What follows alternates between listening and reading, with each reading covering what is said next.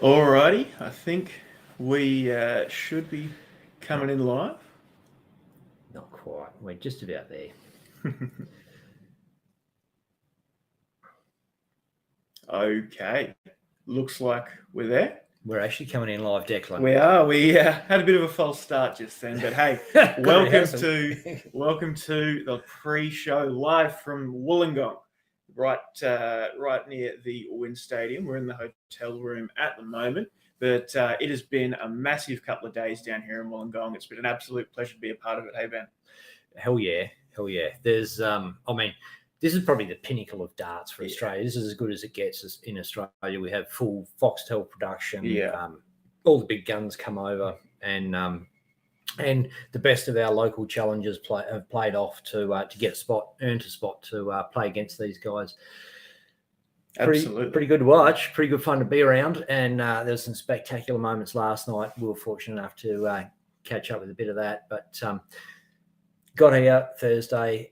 Straight into the live draw, went down, and what happened there? Tell us about it, mate. Yeah, look, well, you got in just after lunch on Thursday. We get in, settled to the hotel room, and we've been approved to go down and check out the live draw, and we were just excited to be there. Maybe take a few pictures, and we're thinking about it, and decided to have a bit of a chat to the guys. And there wasn't going to be a fully produced live stream going out, which sometimes there is. And we're like, well, why not? We've got the gear, we know how to do it. This is what we do. This is our thing at Dartstream Live. Yeah. And put it out. A lot of you tuned in that seemed to perform quite well. So hope you enjoyed having that going out. But it was really, really good to be there and be a part of it, and just be able to bring that out to all of you guys, and settle in ready ahead of the big weekend. It was a really, really good night. Yeah, soaking it all up. And and we also have done a few live interviews and caught up with a few people. It's slightly different to what you're probably expecting when you watch the darts and check out live interviews at the darts. Is sort of more about the game and about exactly what had happened and unfolded in that moment. We kind of got more into, something a little bit different, talk to players, did some long form interviews yesterday in the hotel room. Yeah. And we might cut over to a couple of those now, mate. What do you reckon? Sounds good. All right. Dream big, boy, gonna make it. Bailey's Carpentry Services presents the 2024 Australian Darts Masters Live Pre-Show Entertainment by Dartstream Live.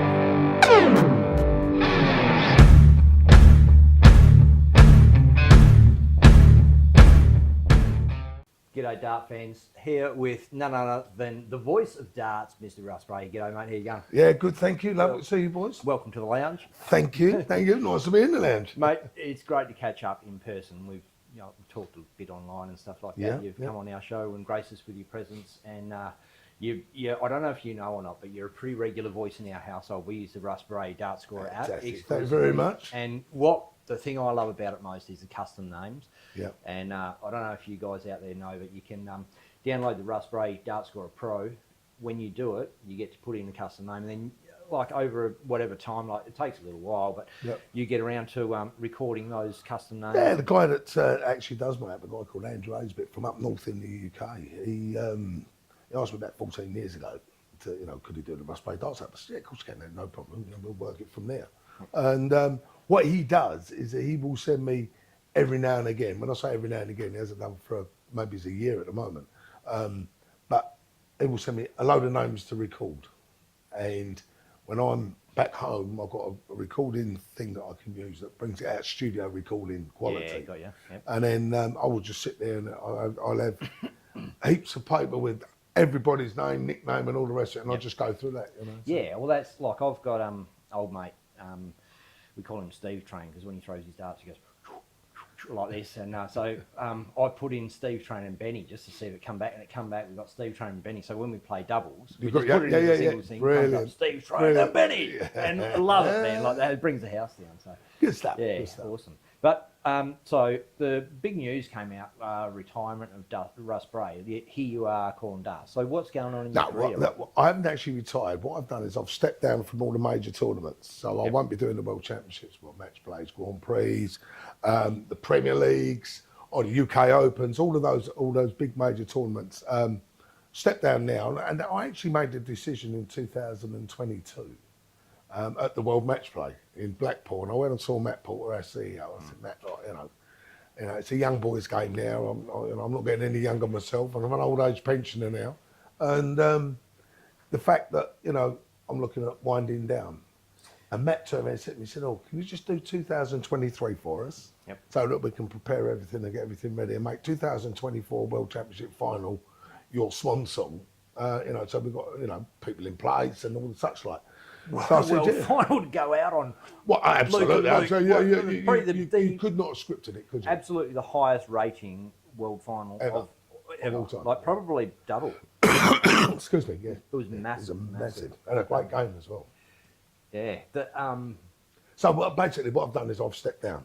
Yeah. I still do the World Series. Yep. Or not, I don't do the European side, I do the away side, as I call it. We've done Bahrain, we've done New York. Do you like the holidays? Do you like I the love travel it. or not? Oh, yeah. I'll tell you my last 3 weeks in a minute. So we've done Bahrain, New York. I'm here and there, and we'll have gone for the odds, and then we're obviously over to Hamilton next week for the New Zealand side of it. Then the finals are in Amsterdam, which I don't do. I won't be going out to that. But the PDC in their Infinite Wisdom, which was absolutely gorgeous, they turned around and said to me, right, we're going to make you an ambassador for at least 3 years. So, you know, I now get a wage off the PDC. So I'm actually paid by nice. the PDC. And they've really, really treated me absolutely amazing. Well, what you've given to darts, I mean, second to probably Sid Waddell. When I say second, it's a different role. He's a commentator, you're a caller. Sid's a voice it up. But yeah, what you've brought to darts is that everybody knows it. Even people that are non-dart players, oh, who's that guy? Right. Who's that guy? It's like, oh, I know him.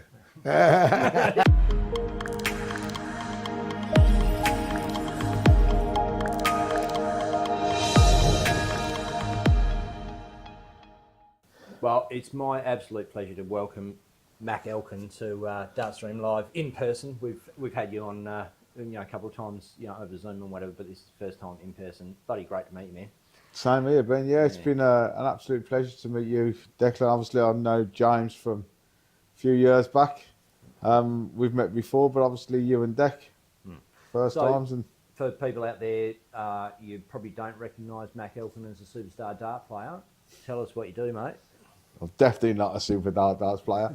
So I've managed many champions over the years. I'm a manager of dart players, professional dart players, always looking out for the youth and everything like that. But yeah, going back, my record's been brilliant. I've had 5 world youth champions. I had Dozer, who was a BDO world champion 3 times. So that's 8 world champions. And then on top of that, James Wade, Mensur Suljovic, Dimitri van den Berg, Jose de Souza, Dozer, again, Premier League. All won different majors in the PDC, so quite successful. Done really well. Probably one of the most loved Australian dart players, Kyle Anderson, was under your umbrella for all that time he was over there. Yeah, so Kyle obviously was family to me, like, was really close. We spent most nights, when I say most nights together, we spent most evenings together going out, and then we went our separate way. Let's get that straight. I know he was. I know he got lonely sometimes, but it was never that far. But no, yeah, Kyle was like probably, like I say, he was more family to me than a dart player. So he was my closest dart player at the time. We'd done everything together, went everywhere together.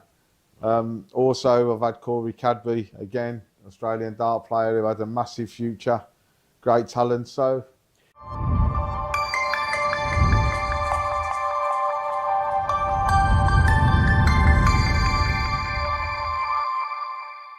You've got a stable of players who you've talked about. Probably who the brightest light at the moment, maybe Dimmy, or at the moment, Dimmy's the player that's obviously when I say keeping his form, he's a bit in and out, but he's won a major this year. He's won a Pro Tour this year. He's playing some great darts again, which is good to see. Other than that, Jose's gone right off form, and I don't know what's going on with Jose, but I do know he's loving his fishing at the moment, so I'm thinking that's taking priority over the darts, which is a bad thing to say, but it's only my opinion, you know, and I'm quite honest in what I say. The lads know I'm honest. I don't really paint over the cracks. I tell them straight, you know. So if I don't think they're performing, I tell them they're not performing. I won't go up and say like, oh, you played brilliant there, and so on. So if they didn't, if they did play well and there was unfortunate to lose, I'll tell them that as well. But I am quite honest, and I think they appreciate that. Yeah, we've got some great young players coming through. We really have. You have. And what we did early on in the days, Dartstream Live, so through COVID and that, you had a whole bunch of prospects that you were looking at, and you're like, put this guy on. And we worked together. Like, you helped us out massively with players that we'd never heard of, you know, Dom and, you know, there was a bunch of young guys that are now, Jake Jones. Yeah, Jake, yeah. Got on and blooded them just to see how they're going to perform against these top players. Because back then, through COVID, there was no rules about PDC players not being able to play because they had nothing on, so they were allowed to do whatever they wanted. And so we had that golden opportunity there where this is how we sort of met and get those players pitted against each other. Tell us about the young guys that you've got coming through. Well, first of all, you mentioned Dom Taylor. He got his tour card this year. So we had Dom 3 years ago. We put him on a challenge tour. He was with Will Adamson, who like runs my other part of the company. And Dom done really well this year. He got his tour card, so he made the step up and come over to us. He's been brilliant this year. He's been fantastic, thrown some great games. The level of consistency isn't quite there just yet. But it's coming, and he's really doing well. He's qualified for the Players in the Worlds, which is, in your first year, I always say to a player, you'll know whether you're going to be good or not. If you qualify for the Worlds, you know what I mean? Because that's basically your aim. You've got anything else is a bonus. The Worlds is your aim. He's qualified for both of them, so that's fantastic. We've got a young lad, Jensen Walker, who's only 17. He's now the BDO world #1 in the youth. He's winning everything. He played in the UK Open against Sebastian Bielecki first game on TV, on stage, and we wanted to see how he performed, and he won that game, and it was just amazing. It was like, for us, it was like winning a title to see that he could do it up there. And then I've got another young lad.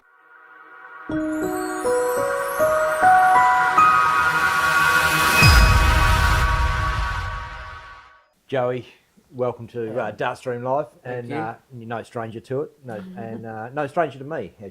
We know each other, so it's pretty cool. Both from Western Australia, and mate, 2 WA guys made it to the Masters this year. Obviously, you and Lloydie, and tell us about the journey, what it takes to bloody get there, mate. It's a bit of an effort. Well, it is. Like we explain to people when we actually fly over, we leave at, let's say we catch the morning, which most time we catch the morning flight, because we live an hour and a half away from the airport. So we got to allow the hour and a half drive to the airport, then the flyover, and most events are away from the airports. And then it becomes like a 14-hour from when we pretty much get up to when we get to the venue. It's a 14-hour trip, and it's long, and we're only going across our country, not overseas or anything. Yeah, so it is a long day. So for those of you who don't know what's going on, Joe lives in Western Australia, which is the other side of Australia, big bloody country, this one. And so he's still, so to qualify for these events, you play in Dart Players Australia, DPA, Yep. And those events are held at Warilla. One was at Warilla, Albury, Millagong, Geelong. So we've done some travelling. But so all the East Coast. Yeah, and, pretty much. Yeah, cool. And Joe, as usual, left it to the last minute to qualify. Kept us all hanging on our seats. Yeah, could have done it a bit sooner. Just you were saying before, like it would have been a lot easier if you qualified early, so everybody, like friends and family, know to book flights early and get in. But you're here. That's the main thing. Who you draw, Joe? Luke Humphries. So I think he plays weekends or something. Shit draw. Yeah. Well, look, I've had 105, 106 against me, so it's not going to be no surprise if he goes up and throws another 100 plus. So you're no stranger. But it's a good experience. You're no stranger to the big stage. Nah, exactly. So, and that's one thing that, like I've noticed just watching it, that there's the players, some players, well, like Lloydie last time when he went up, just kicked ass. Like he went to another level in his darts. Like big lights, big stage. He's like, I'm going to kill this. Like Luke when he hit the Worlds. Like he's just like, I own this stage.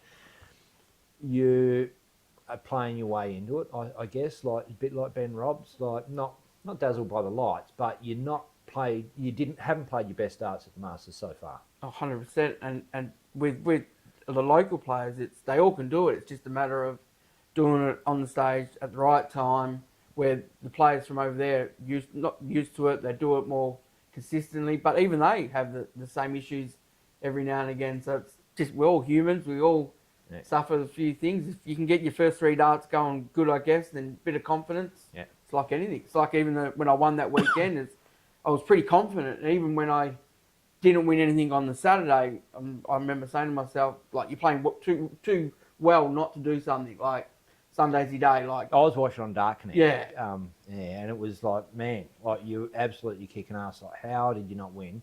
And then, Sunday blew them away.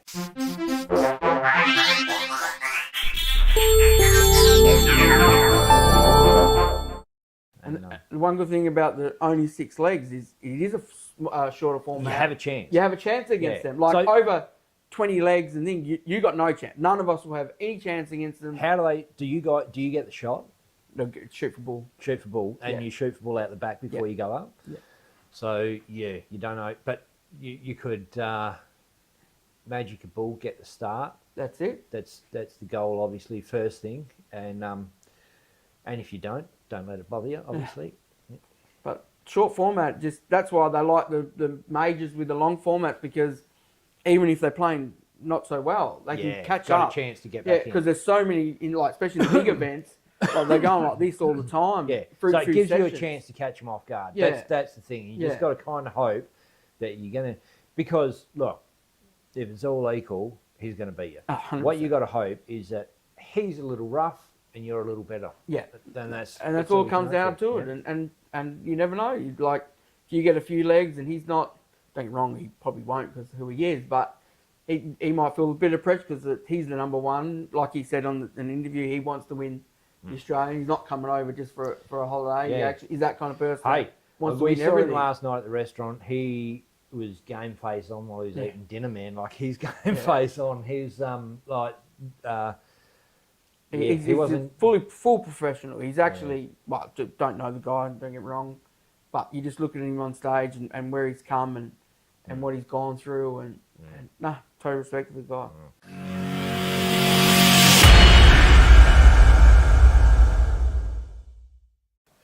Ladies and gentlemen, here with Damon Hedder, number 9 in the world, Australian number 1, playing over in the UK, and he's hitting the big stage at the Australian Masters tonight, 2024 Australian Masters, as he's playing on the big gun side. Yeah. Not for the Aussies, but well, still for the Aussies. Everybody would be barracking for you anyway, won't they? Yeah, I'd like to hope so. I think so. And big trip back. So you're staying over here for a bit? Not really, no. I've got I did come home first, but only for 2.5 days. Oh, really? Back to Perth, and then literally not even unpacked my suitcase. Just So from here back to the UK or New Zealand? New Zealand, and then back to the UK. Yeah, 'cause right. We've got tournaments on pretty much within a few days. So.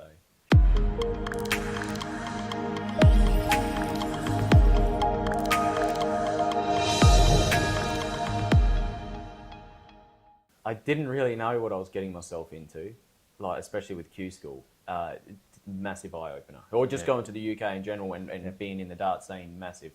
I did go there a bit early because I wanted to settle in, get like a place, get everything all sorted as well. And I just went to every sort of local comp I could find, or I'd travel a couple of hours here and there, or even further, depends where it was. And just for local comps, how much money that was involved and how much people went was insane. I went to a comp, it was a few hour drive to Great Yarmouth, and mate, there was 500 people there. It was 60 to 80 boards set up, and I'm just like, I've not seen anything like this coming from, The DPA, I think, like when I played that year, I think the most we ever had was probably the 126 players in one tournament, and that was like, oh, this is great, It's huge, yeah. But then to see all that as just a normal weekend comp, I've gone, wow, this is crazy. Like, obviously in the UK, it's way more population dense, but it's also dart player per capita is higher. Like, there's heaps more people play darts over there, right? Yeah, it's massive. It's like, everyone knows darts over there in Europe. You go to a pub here, you're battling to find a pub that's got a dartboard up. 100%, 100%. But over there, no, everyone knows it. I think it's just because you know that you can make a living out of darts over there. You couldn't here, so there's a lot more interest, isn't there? When GG was over there, he was saying, in a way, it probably would have almost worked out better for him to not have a tour card, so he wasn't excluded from money comps that he could have played in. He probably could have made a better living without tour card than playing at the bottom end of the PDC. Yeah, that's how you look at it, isn't it? I think you're on the professional circuit, you want to make it in the professional way, and you got you go so high in that, you know what I mean? But if you are struggling and you are on the back end of things and you start looking at it that way, then that's where your head's going, isn't it? You know what I mean? Good point. And it's, you're either all or nothing. And that's what I think what people need to be, but they're not being like that. They're looking at all these other options and what other people are doing. And it's like, well, where's your head at? Where are you going? So, and that's, my plan was always that way. Not, I should be like, I've got the amateur stuff here and they're getting this much. Well, and that's where the financial backing helps with. You don't have to worry about thinking about picking up 500 in a small comp here. Yeah. You're thinking about winning a pro tour. That's so when you 10, talk about 15, financial backing, you backed yourself. So you saved up a lump sum of money. I'm not going to say how much, but I know. To go over there, so you cover yourself for 12 months, I think it was. Yeah. And so you knew you could survive for 12 months without darts. Yeah. And just give yourself a red hot crack and take the pressure off. Good way to do it. Yeah. Not everyone can do that. No, but that, I suppose, that mindset, taking your self-employed business mind to darts, taking it from roofing to darts, is probably what's held you in good stead, I suppose. It's not for everyone. Not everyone's going to be able to do that. Yeah. But you definitely done it. Real credit to you. I know managers out there would love to have you in their stable, mate. One in particular. That's the thing. That's the way we looked at it, and that's the way we wanted to do it, because otherwise you're giving whatever away, you know, people on different stuff. But then it's like, well, I might as well. I did make a decent living in Perth, so it's like, well, I know I'd still want to do it for the dart sense, you know, and for having that capability and wanting it that much as well. So, you know, so you could argue the fact that it's not always about the money, but it kind of is. Once it becomes your job and your profession, it has to be. And it's not, there's nothing wrong with that. You know, like, it's not, you know, it's not a bad thing. It's just how it has to be. Yeah. But, you know, like, at the end of the day, that's how you got to, what do you feed, that sort of stuff. What's the end game for you? Like, what have you got an exit strategy? Is there a pinnacle of your career you want to reach and then maybe come back to Australia, or is UK the stop? Or it's never going to be the end goal, just to live there forever. At the start, like I said, I didn't know the dart scene. So at the start, it's like 10 years. We'll say 10 years, right? We'll see it. That's probably a decent amount of time. But then, like, we're nearly 5 years deep in it, and it still feels like I'm not, like, the halfway point. Like, it doesn't feel like a halfway mark. So, and because the game's growing and everything, you know, it's taken me this long just to get where I am now. And so that's just like building. Yep. So I've not really stagnated or started coming down, or, you know what I mean? Yep. Everything still feels like I'm going for more. You are still going forward. Well, like, so your ranking is improving. And look, that's probably because you're going deep in a lot of competitions instead of having a big win and then bugger all for a while. Like, you pretty much go in everything, don't you? Yeah. Oh yeah. I don't miss the tournament because I've already. This is the thing. This is why I didn't come home early. This is why I'm going back quick, because I don't want to miss anything. I've already done all that sacrifice already. So to miss something, it feels like the ranking dollars are ranking points as well. So it's not just that's, I suppose, as far as well as making money and keeping yourself flush. The ranking points are based on your prize money. So, and the higher you are in the rankings, once you're above top 16, you automatically qualify for a whole bunch of events, right? Yeah. Which then automatically guarantees you prize money. Yeah. Yeah. So it's easier to stay in it than not. So. Yeah, yes and no. Yes Yeah. and no. I think because you still have bad run. If you still have a bad run, then you start slipping out of things. So to me, I don't.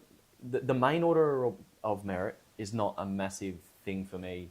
Like, yes, it's great. Oh yeah, but the way you move and the way things go easier for you is on the Pro Tour order merit side. That is the main thing in my eyes, because if you're in the top 16 of that, it doesn't matter where you are on this side. Yeah, but not everybody plays in all those events. No, but you got all the Pro Tours, and you got qualifiers for Euro Tours and stuff. Yeah, right. So that's where it's very important. You want to qualify. If you're a starting guy, you want to qualify for as many Euros as you can. Yeah. That's a massive, because that's a big point in your ranking. You win 2 games. Yeah.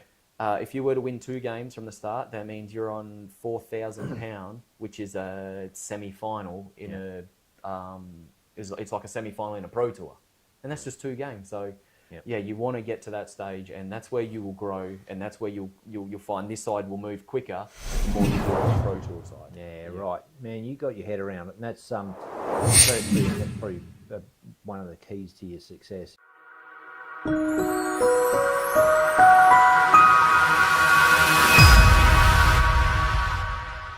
Oh, who did you draw? John Hurring. Oh, John Hurring, New Zealander. Yeah. Dark horse. Good player. Mate, he played well last year, so he averaged over in the 90s. I think he might even had a match start last year. He got a win last year, didn't he? He lost 6-5. Oh, Johnny Tartar won last year. Yeah. Okay. But he's a decent player, and he's Ben Robb's best mate. Yep. So, yeah. Shout out to Ben Robb if you're watching.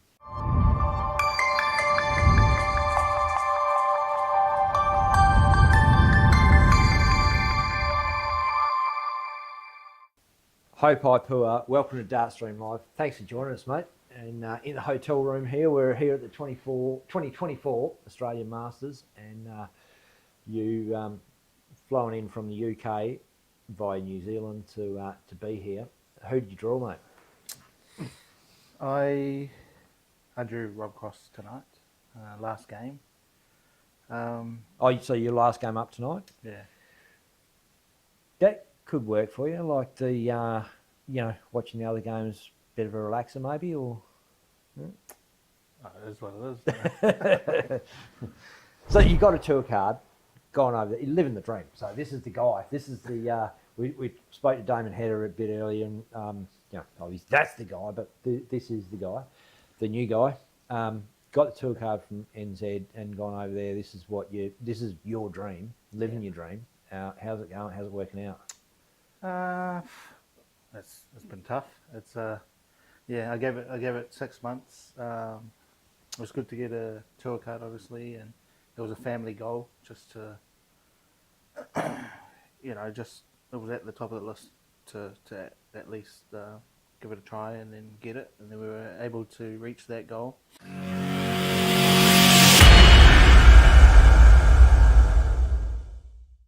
So tonight, last game up, what's the preparation going into it? I'll probably, after this, go and have another nap. The sleeping patterns have still been terrible.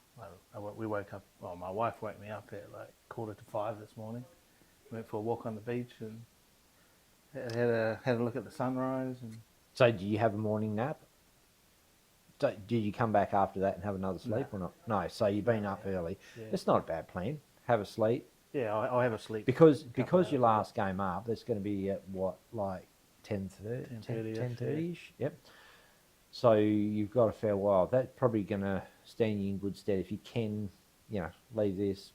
Maybe we just stick around. I always like to have 3 to 4 hours before my scheduled game, so I'll probably go down about 6:30 just so that I catch everybody's games and support all the all the players. So you're a pretty cool character up there on the Ocky Hopes. Gotta say it. Everybody's seen it. But it hasn't always necessarily been that way. You've kind of changed your mental game over the years to suit. Tell us about where you try and get your headspace at to throw your best darts. It's always been like that in darts. I wasn't like that in golf. So I Snap the old club. Yeah, threw the old club, snapped the old club. I was a bad sport. Like I had to win all the time, and when it didn't go my way, obviously, yeah, things hit the fan and threw my clubs, and sometimes 100 meters. But yeah, I learned. That's a good throw. It's a good throw. Yeah. If it was club throwing was a sport, you'd probably be a winner of that. Yeah, it was pretty bad. At one stage, had like 6 clubs snapped in my bag. I stopped that when I had to start paying for it myself. But So yeah, you were a semi-pro golf player, right? Like, no. no. Ah. I wish. Yeah, we I was like, I was close. Like I could have went to Q school, but didn't go to Q school. Yep. Yeah. I just felt like I wasn't quite good enough to make money off it. Yep. Just better than most, but yeah, Yeah, right. good enough to win toasters and microwaves. But that's about it. Got ya. Yeah.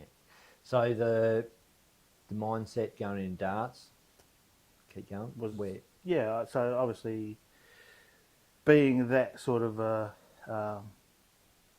bad sport in golf, I wanted to be the opposite in darts, and but yeah, I'd love to celebrate, but the heart, I can't get it back down when I do, and I have tried, and so I just try not to do anything. It's a good point. We were talking about it earlier on. The managing the adrenaline. You've only got so much. Yeah. And so that's what you're doing is just keeping a lid on it. Yeah, So even because I though- can't control it then. Yeah, It goes yeah, crazy. yeah. So you inside, you're wanting to burst out and go, Oh yeah. give it all this, but you're just keeping it cool. Yeah.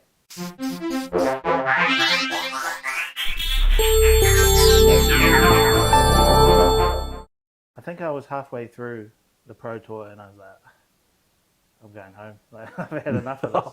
Yeah. And then I had just got a new prototype dart. They sent it to me that week.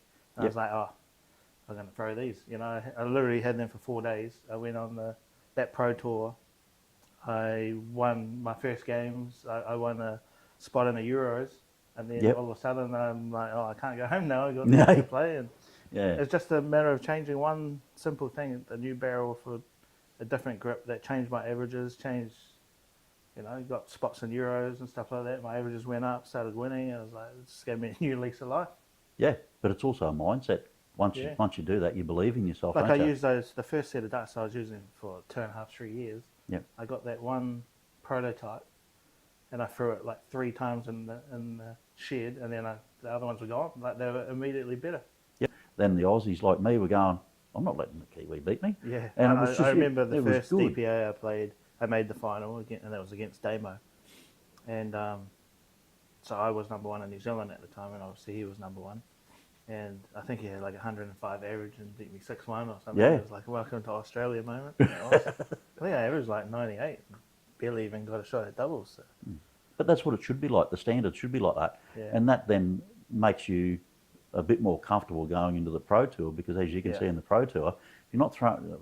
If your first nine's not over 100 and you're not throwing in that 90 plus, don't have hope. Yeah, you have to be among it to realise it's possible, and that makes you lift your game because you have to. Otherwise, you get left behind. Yeah. And it's better for everyone. Oh, absolutely. Yeah, I think it comes down to obviously when you're treating it as a job and you're playing and practicing every day, it just becomes the new norm. Like, Yeah, it does. Yeah. Yeah, and hopefully, I'd love my average to get up, to 100 to be. That's the goal, is to be in the top. Because you have to be throwing 100 averages. Yeah. Like, and Luke Littler and Humphreys, that's their bad game now. So Yeah, it is. I mean, what? Luke lost to MVG with 101 average. Yeah, it's just different, eh? It is different. It's, It's like that triple 20 is like this big to them.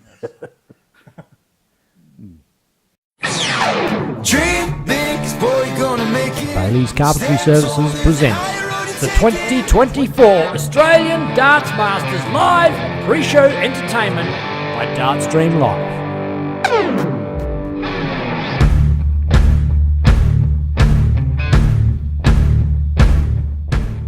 Brenton Lloyd, all the way from Bunbury, Western Australia. Brenton, welcome to Dartstream Live, mate. Appreciate it. Good to have you. Yeah, good to have you on. So not your first rodeo, mate. Nah, second time now. Second time. Second year in a row. Yep. Talk us through last year for a start. Danny Knockett. Yep. Danny Knockett, yeah. Probably even surprised myself qualifying last year. I knew I was playing all right in the DPA. Wasn't playing very consistent. In mine, I'd either have a really good game and then probably lose games I shouldn't, and then managed to put a really good event together in the last qualifier, and then drew Danny obviously, and did the walkout, got up there, and luckily felt really relaxed up there. Mate, you looked relaxed. You looked cool as you. I think maybe a bit of adrenaline mixed in with confidence. I think, some people get overawed by the experience. You actually look like you really embraced it. Yeah, you're up for it. The walk from backstage to the walk on, I think, was the most nervous part, where a few security guards go grab you, and you do the lonely walk down the righto. Go through a little dark patch and then come in. Yeah. I think that was the most nervous part, and then the walk on itself. But then once I was up there, like when you were walking up, were there people you knew that you were high fiving and shit? Like you had Harvey Mail, Kerry Weir, WA dart players that were there. Yep. Damon's wife Megan, and I had my old man, and I knew plenty of people actually on that rail, and just get up there. And a few New South Wales dart boys I've met over in the DPA were on the other side. Yep. Actually, when the camera first cut to me, I'm signing autographs straight away. There's a couple of young kids, about 8-year-olds. Yeah. All pretty good distractions, I think, instead of looking at the TV camera. Yeah. Yeah. Once I got up there, it was just tried to, like I told myself, first time you don't know what to expect. I just got up there. I'm going to try and focus on the dartboard and play darts. Is what you're there for. So that's what I did. Yeah. It was cool. Like honestly, like watching it was just like wow. Yeah. I was surprised because you see people walk up and they're like not startled by the lights, but they're like they look like a deer in headlights. Deer in headlights. And you didn't. You look like you belong there, and you made it back again. Yeah. So who are you drawing tonight? Gavin Price I got this time, so probably going up a whole other level now. Tough draw. Yeah. Yeah. He's way better. Well, way higher ranked player than Danny Knockett. Yeah. But all these guys have travelled from the UK to Australia, so they've got that they have to deal with, and you've only had to come all the way from Bunbury, Australia. Yeah, I've been here a few days, so I'm pretty settled in. Oh, have you? When did you come over? Come over on Tuesday, I did. Yeah, righto. That's a good way to do it, eh? And I've been coming here once a month for the last 3 or 4, whatever the DPA's been for on. The DPA events, pretty because normal they're all over routine there. at the moment. Yeah, so it's not really, and it's not out of time zone apart from a couple of hours. Not anymore. I think the first year, maybe you used to look back and, it's only 8 o'clock back home. Now it's get here and it's go to... Another thing, if you do finish number 1, you go over there, you're playing set play, aren't you? Yeah. When you play at the Worlds. And ultimately, if you're travelling and playing in the DPA, that should be your end goal. Yeah. People, and you want your TV spot first, and then ultimately you want to be number 1, don't you? Oh, absolutely, yeah. And then yourself's done it, so yeah. And you're not far from doing it. Yeah, I'm thereabouts. Mate, you're playing some great darts on tour this year. Yeah. Like, you're a very consistent, very hard player. Yeah. And what I've seen you do this year as opposed to what I've seen you do other years is you win some really good tight battles. Yeah. The averages aren't there. Yeah. But I've actually seen you win some really, really... It's like a dogfight. It is, yeah. It's Some like reason that one. I seem to like throwing myself into these dog fights. You do. And it's a bit similar to when you were playing Danny Knockett last year. You get to that 3-all stage and then that 7th leg, it's whoever wins that double is going to keep going on. But and this year I've actually seen you do that. And you're throwing like a 79, 80 average. Yeah. And both years get to that point, but you're the one at the moment that will take that next leg to go forward. Yeah. I've done a lot this year, like you said, been at the 80 mark, and then go 4-3 up, and then I'll rattle off a couple, $15 or 14 or 15. Whereas I know I'll put myself in a lot of dog fights, and I'll time my shots and I'll time my pegs. Whereas as personally as what I've been working on, I'm trying to avoid the dog fights and just stay at the last 2 legs and stay at that level. Dream big, boy gonna make it? Bailey's Carpentry Services presents the 2024 Australian Darts Masters Live pre-show entertainment by Dartstream Live.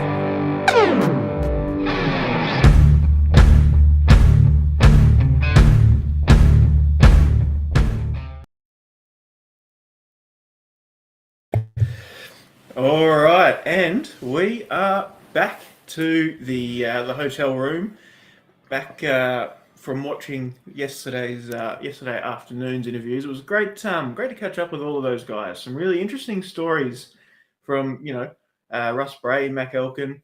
We obviously couldn't push out the whole interview there. We would have been here all night and wouldn't have made it to watch the actual darts, what we're here for. But might bring some of those interesting. Yeah, we'll stick them up on YouTube later on. So they were long form interviews. We sat down there and chat with Matt for like an hour. Like each of those guys for sort of at least half an hour, if not an hour. Yeah. And so we got some great conversations going there, but kind of long form interviews. And you guys are going to get bored, so we're not going to do that to you. G'day to everybody that's checking us out on YouTube and Facebook. G'day Dick Bartley, Colin Ellery, Damien Stack, Charles Brody Charles Rogers, g'day Broads, Dean Aldridge, Lavinia Hogg, Charmaine Hogg, Dave Marland, Joshua Borovina, Kev Stack, Doug Sprague, Stephen Smith, Sam Ballinger. Saw him in the crowd last night, and Jason Megan Peters, Shane Thompson. Everybody's checked us out. I know there's a whole bunch of you out there watching this. So we've got some great interviews coming up, Declan. So we're starting to heat up. We're getting to the big boys and great conversations. It was, probably a pretty little bit nervous, to tell you the truth. Yeah. Because you probably get to watch me put in the spot. Like normally I'm talking to these dudes over the internet, which is a lot easier for me. Yeah. You got that separation, but you're in the hot seat. One-on-one, you get to watch me sweat a little bit. Look, well, I mean, I wasn't in the interview seat, but just, being behind the cameras, having the guys walk in and just saying g'day, putting the mic on and all that kind of thing. It's a bit surreal. Like, there is like a distinct difference in the way that someone looks on telly and in real life. Do you reckon it's been out like how it kind of, they're up there sort of like almost like movie stars. Yeah. And then when you're there, it's like we're all just normal people. Yeah. And we're probably pretty similar. Apart from they're awesome at darts and we're pretty shit at it. Like, that bit, Yeah, exactly. And look, I mean, like even someone like to see Damo in that kind of position, right? He's world number 9 and he's there like, just for given that 5 years ago, you'd see him around the DPA comp, and obviously you'd see him a lot regularly over in WA, and then just to see the bloke that you've seen everywhere over there and in that kind of position, it's pretty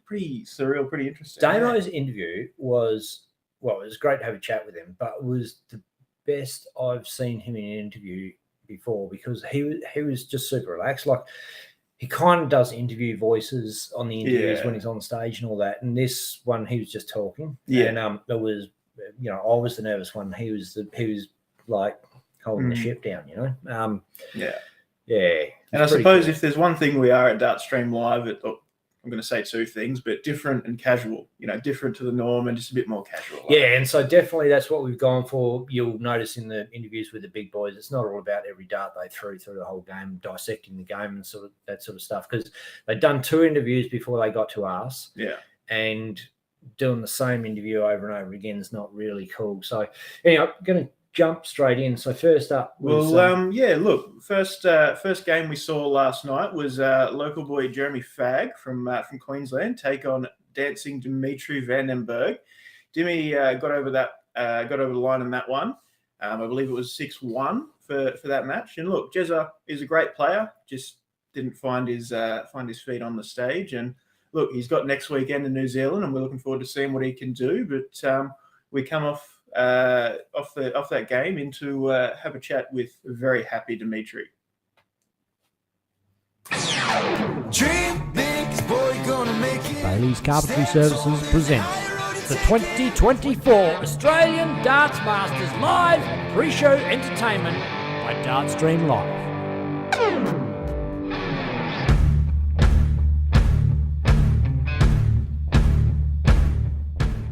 Dimitri Vandenberg, congratulations on the win. Welcome to Australia, back to Australia. And great trip. Tell me about your experience up there. You got a bit of flack from the crowd as you walked up, and you were particularly smiley at the start. What's all that about? Yeah, being smiley means that I'm nervous. I've learned in the past that when you get nervous, your body will tense up. But when you tense up, you ain't gonna throw easy. So when you have a little bit of a smile, that actually is taking all the tensity out of your body. And the crowd at the end of the day, of course they're gonna back up their players. Of course they're gonna back up the New Zealand players and the Australian players. Like, come on, that's a fact. And I'm cool with that. I've got no problem with that. It's for me more of like trying to be comfortable up there. If I have a couple of throws after each other that are like going smooth, then I can work myself in the mind. But the first leg, I was, for some reason, struggling more than I was expecting myself. If you hit a treble, fantastic. If you don't, oh, come on, try and get that treble. And then all of a sudden I'm on a 170 and I got a chance to finish 170. But yeah, here I'm sitting 1-0 down, and then I managed to win the next 6 legs. So happy days, I've got the job done. Yeah, but you did kind of make hard work of it. Double 16 wasn't your friend like it normally is, eh? What was the story there? Very simple. I'm not feeling 100%. I'm working really hard. I'm doing everything I can, but for some reason my game isn't in the right place. But that also was that same case when I was playing at the UK Open. My game was not at the right place. So I cannot really point a finger at a certain situation or a certain place. I just can sit here next to you saying that I won, and that's exactly how I felt every time again when I was playing in the UK Open. So I'm not afraid of these situations. I've had to handle this stuff before. I'll give 100%. That's all. We talked with your manager, Mac, this morning. Did a bit of an interview with him. Cool dude, obviously. And he's been a great support. Actually, do you remember back in the day you jumped on Dartstream Live? There was a bunch of you guys in the How can we forget? How can we forget? Of Dartstream Live. I think probably, luckily, a lot of that. You made a name for yourself somehow. Let's just not go into details, but this guy has got a name for himself. Thanks, Timmy. Yeah, but yeah, we did have some good fun back then. Yeah. All jokes aside, we're back to serious dart stuff now. But are we? I don't know. Do we have to all right. Back to serious, guys. Let's make it official. Ben, thanks for having me, mate. Thank you for coming along. Great to speak to you. Great, welcome back to Australia, and thanks for putting on a show for us up there. One more thing to say: Aussie, Aussie, Aussie. Cheers, mate. Thanks. Thank you, guys. Appreciate it. Love you all. Dream big, boy, gonna. Hey, Ben, you know, when someone says Aussie, Aussie, Aussie, what do you say? Oi, oi, oi. Mr. Q. Mr. Q, big time. But hey, look, you could see a lot of shaking. You know, Ben was saying he was nervous to be on the camera. I was nervous holding the camera. It happens. But hey, great interview. Great to chat with Dimmy. You know, he wasn't really one of the players. I don't know if he played in Dartstream Live back in the day. He never played, but he came on. There's a couple of times Mac jumped on and he had his whole team. They went to the grocery store or something, and Dimmy's just there chatting to us on the stream. I remember that. Yeah. So they all watched it. You could see who's having a look, and he watched the stream a lot because they were bored, but he didn't play in it a whole bunch. Good to have him on and catch up, do all that. Yeah. Look, huge shout out to everybody that's checking us out. Anthony Chuffy Buckley says, chilling in bed watching Benny. Ooh, don't charge yourself, mate. Maggie Cooper, Steve Ashton, Phil Kime, Colin Hanson, Steve Fletcher, Josh Ramsden, Caitlin Webb, Natasha James, Josh Jovanovich, Ben Whitehead, Dom Mary Comito. So Dom is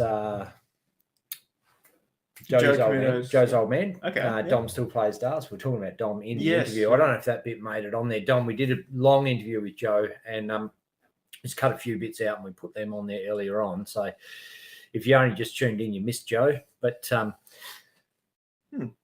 big action happening in Australian darts. Yeah, absolutely. Like we're here for the Australian Masters here in Wollongong, but a few hours down the road is Moama, and there is the Australian Championships.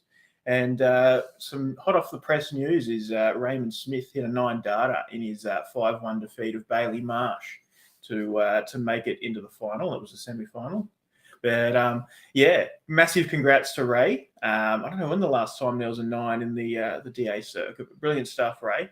Great to see, and check out the results of the final as that comes. But look, back to the Australian Darts Masters action. So second game up last night, Gerwin Price 6-2 over Brenton Lloyd, and we had a chat to Brenton a bit yesterday, but we saw that a bit ago.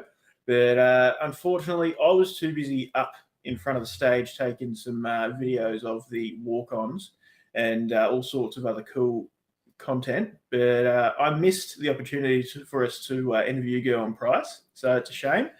Yeah, look, he sort of cut for it pretty quick. The media team didn't get a chance to grab him, but that's how it goes. Look, it happens. Look, he won, but he still didn't want to talk about it. He wants to talk about when he wins the final. We will be streaming the winner of the grand final tonight. Not streaming, we'll be recording it. We'll stream it out later. But so we'll catch that interview. But Bully Boy up next, and a guy that was heavily into DSL Saturday comps, and when we were first mucking around with this whole streaming thing, getting it together. Yeah, but look, so Michael Smith 6-2 over Stewie Coburn, and straight off of that, Michael caught up with Ben. Dream big, is boy gonna make it. Bailey's Carpentry Services presents the 2024 Australian Darts Masters Live pre-show entertainment by Dartstream Live.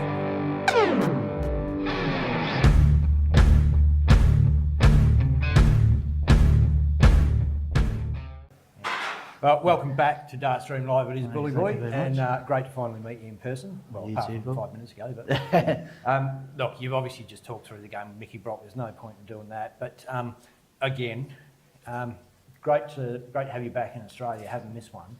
The crowd was pretty much pro Bully Boy. Did you notice? I don't know. As I was walking through, because I came down after the walk on as you started playing, and there was a whole massive section of the crowd chanting out your name. Yeah, I expected differently. I know I've said in every interview I love coming to Oz. I've always had a great reception, and sometimes when I come here, obviously first round you're playing one of your boys, and you get the stick, which is expected, because we only come here once a year. We used to be twice, but now it's only once. But you expect it, but it was weird tonight. I didn't think I'd get the crowd, and from my first 3 darts, he went off with 140, and I went 135, and then the crowd started singing. I thought, this shouldn't be happening, but no, I'm thankful, and like I said, every single time I always mention. You do have a lot of fans over here, and I think Australia was pretty happy to see you win a World Championship and get that hoodoo off your back finally. It's been talked about a lot in the media.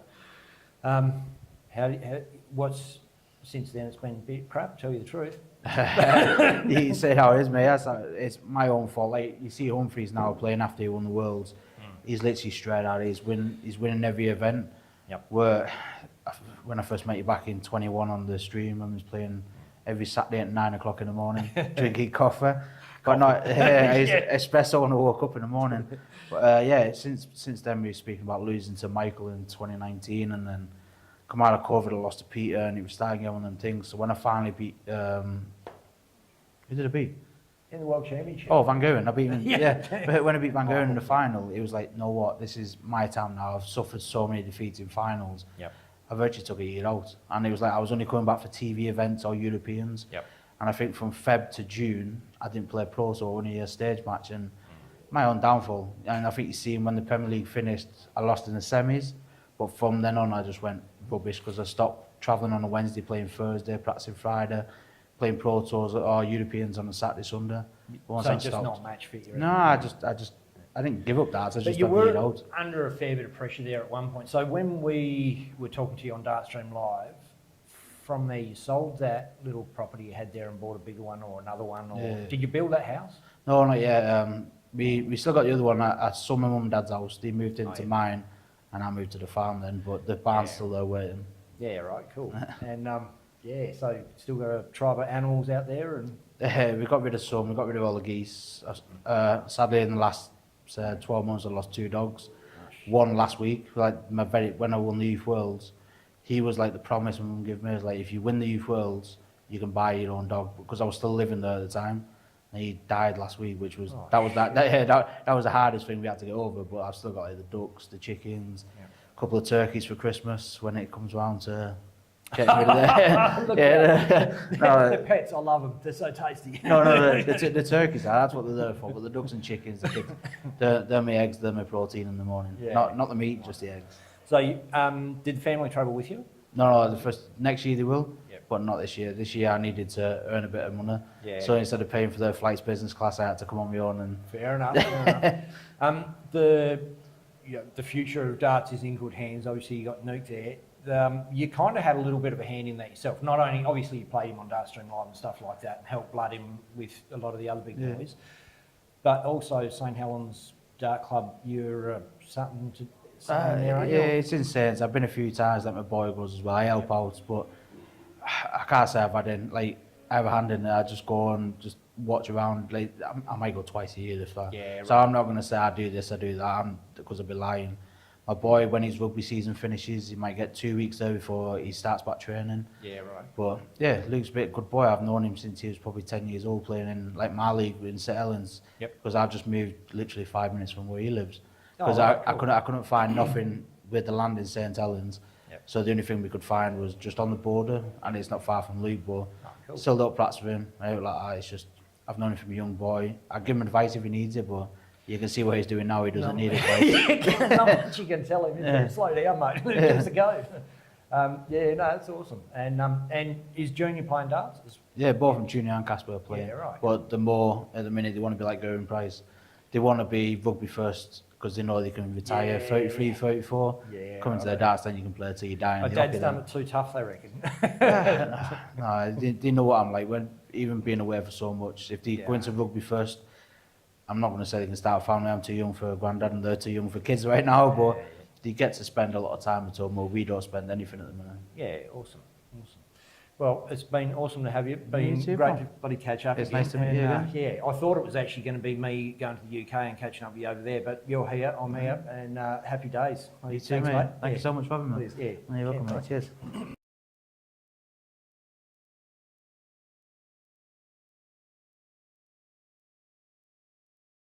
Sorry, bit of a technical problem there. The camera battery just died as we were about to come back and rapid action. You got Anyway, it. sorry. No one even noticed. It was you just got it by milliseconds, mate. So no Cool. stress. Well, look, just great to catch up with Bully Boy. And look, that was the third game of the night. And at this point, the crowd was buzzing. You know, everybody was going in. We got some good shots of some people that we know and some great shots of the crowd in general.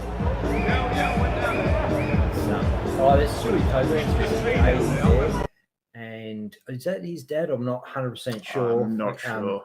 Yeah, he had a massive crew of people there behind him. Shame we didn't get to interview Stewie. We were planning on doing it today, but got caught up cutting, editing.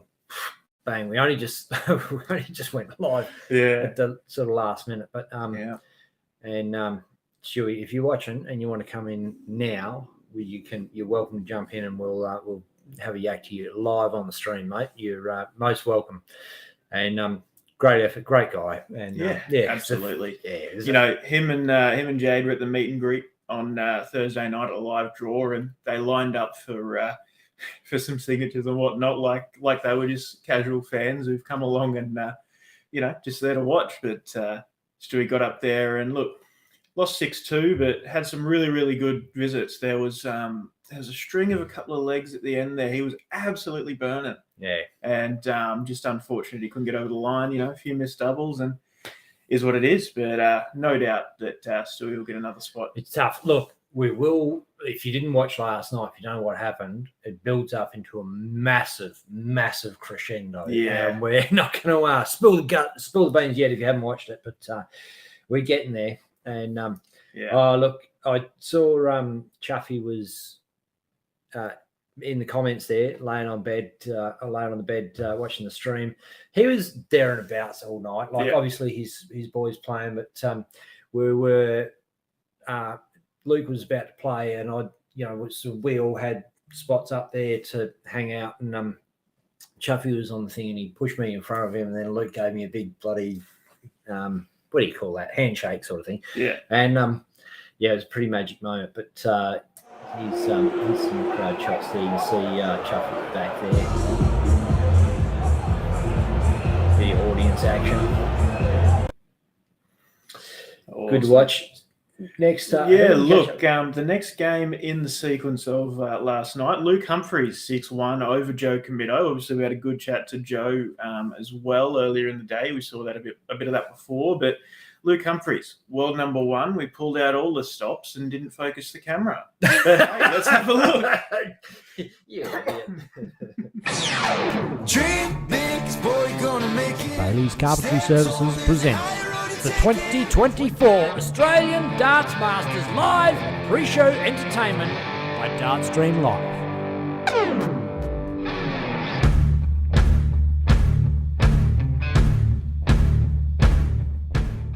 Luke, welcome to Dartstream Live. Watching that match up there, you had a few nervous finishes there, I see. Yeah, it was a little breeze coming out of the stage, so I had to change the way I was stood. So I had to move to the right a little bit to try and compensate. After the first 3 legs, they felt a little bit better, but it was the 21 that threw me. I went for a 9, and I'm thinking, I thought I had 25. My mind, no, I'm going to leave it down to the jet lag. I thought to myself, I thought I wanted 25. I don't know what made me think that. As soon as I hit the 9, I managed to adjust, but it just threw my mind, to be honest. And, that's mistakes that I don't ever usually make. So yeah, it was a surprising thing to happen up on the stage, but I didn't play at my best, of course. But Joe didn't throw them things back at me that I expected, because I knew that he can throw a good dart. Joe can throw a really good dart. I think nerves got to him a little bit.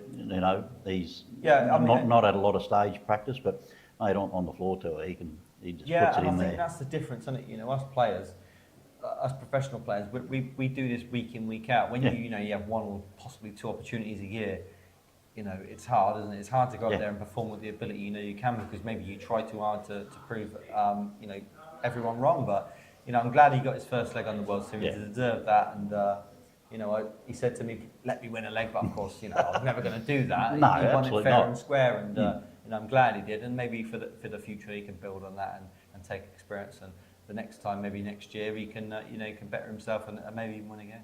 Oh, look, that'll give him some confidence.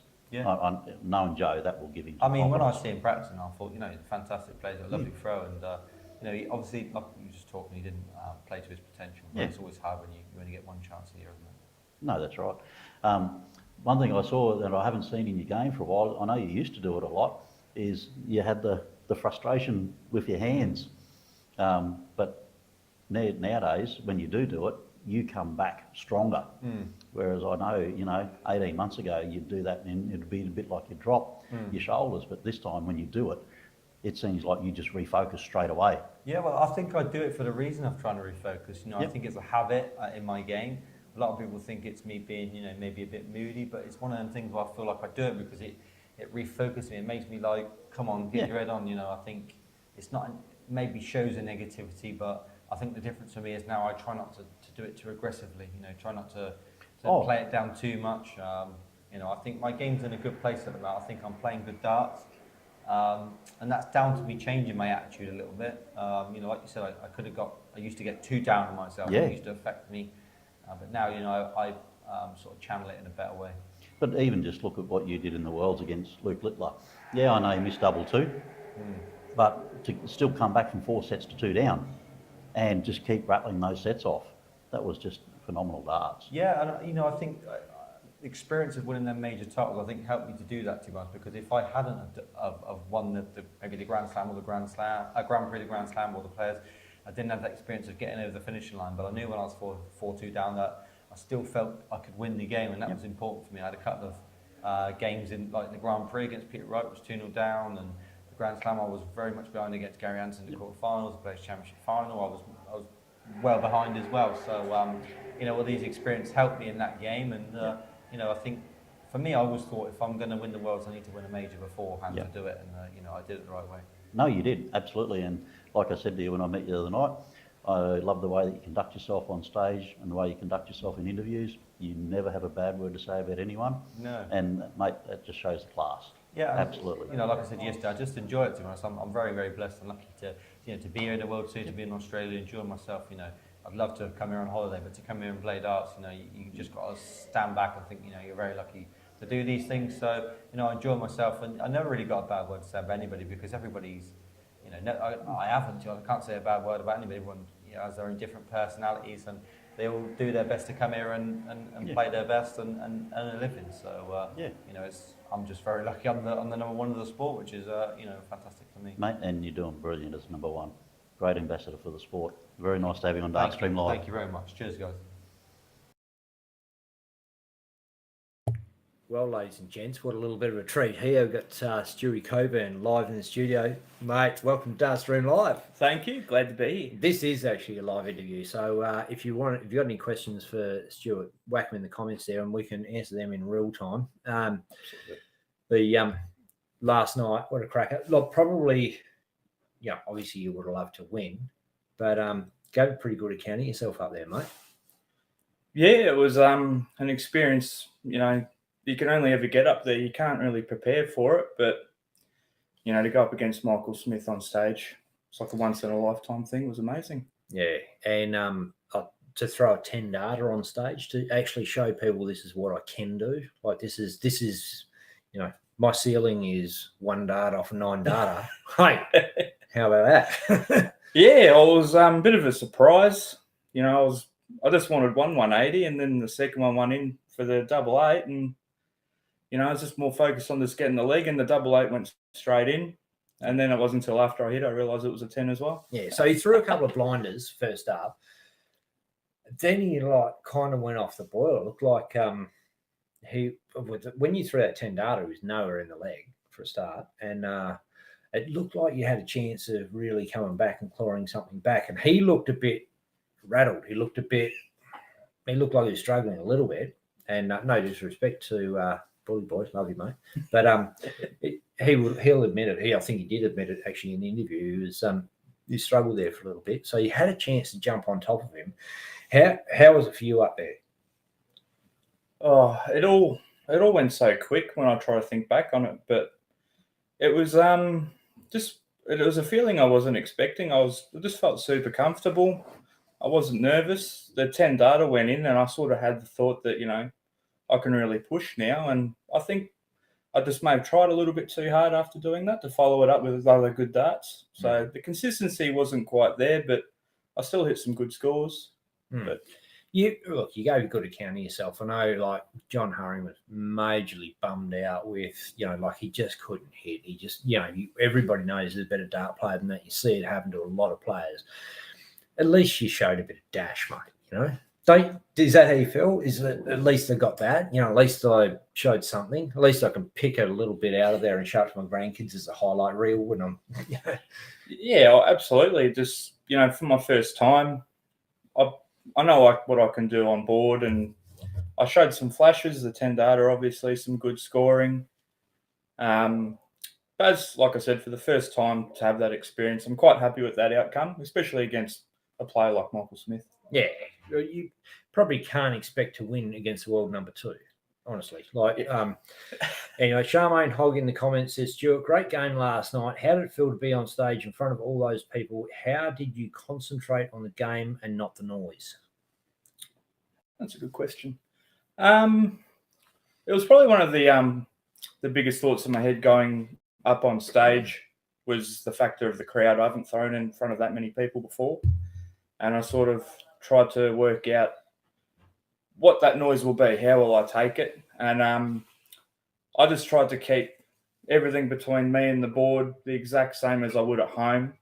And the crowd was just white noise. I couldn't really make any particular voice. It just was just very loud noise. So I kind of just couldn't hear Jade crying from up there, or yeah, I heard the odd "Go Stu," but it was just She was absolutely peaking. She was a bundle of nerves. She was way more nervous than what you were, eh? Yeah, she's like that most times. Yeah, but it was cool. She was into it. I know because we're in the interview room. The toilets are between the interview rooms between the toilets and the players' room. Yeah, and I reckon 8 times maybe back and across, nervous wheeze for you. Oh yeah, not you, her. She was both of you actually had a few wheeze. Anyway, that happens. Look, we're going to jump into the next one. This is a big one. It's we got Luke Littler. So Luke 6-2 win over Rob Modra. Really big match. Modra showed some great signs. Modra showed a lot of dash. He played well. You got it. That was probably the biggest performer of the night, aside from Hope's. I suppose Hope's game was, look, we don't give too much away, but it's pretty spectacular. But Rob Modra really put some pressure on Luke. He was having to throw 80 plus averages, and Luke knows that they're not 80 plus averages, 80 plus pegs to win legs, and he knows they're the kind of pegs that you're going to have to be able to hit to win at this level. And it's not really a massive amount of pressure on him. He sort of takes these things as a walk in the park, but still that pressure. You're in another country. Losing to a challenger can be a little bit more, what would you say, like a little bit more of a kick in the ego than losing to one of your peers on the PDC stage. Wouldn't you say, Declan? Yeah, absolutely. As one of the pros, you'd have to feel that you have the expectation sort of on yourself to perform, and to come and look. Everybody who makes the World Series is a brilliant player, but if you're the big star, you're doing this week in, week out, you'd have to feel that there is expectation on you to perform. But Luke did what Luke does, and Modra's 4 180s to his 2 just seemingly didn't phase him. But at least Modra threw some 180s, and he did that, got the crowd going. I think he threw 2 180s in one leg, didn't he? Or I think so. Yeah, he threw some massive legs. He really did look on form, up for the task. His girlfriend was there watching. She was sitting right behind me, and a little awkward because I was kind of barraging for Luke.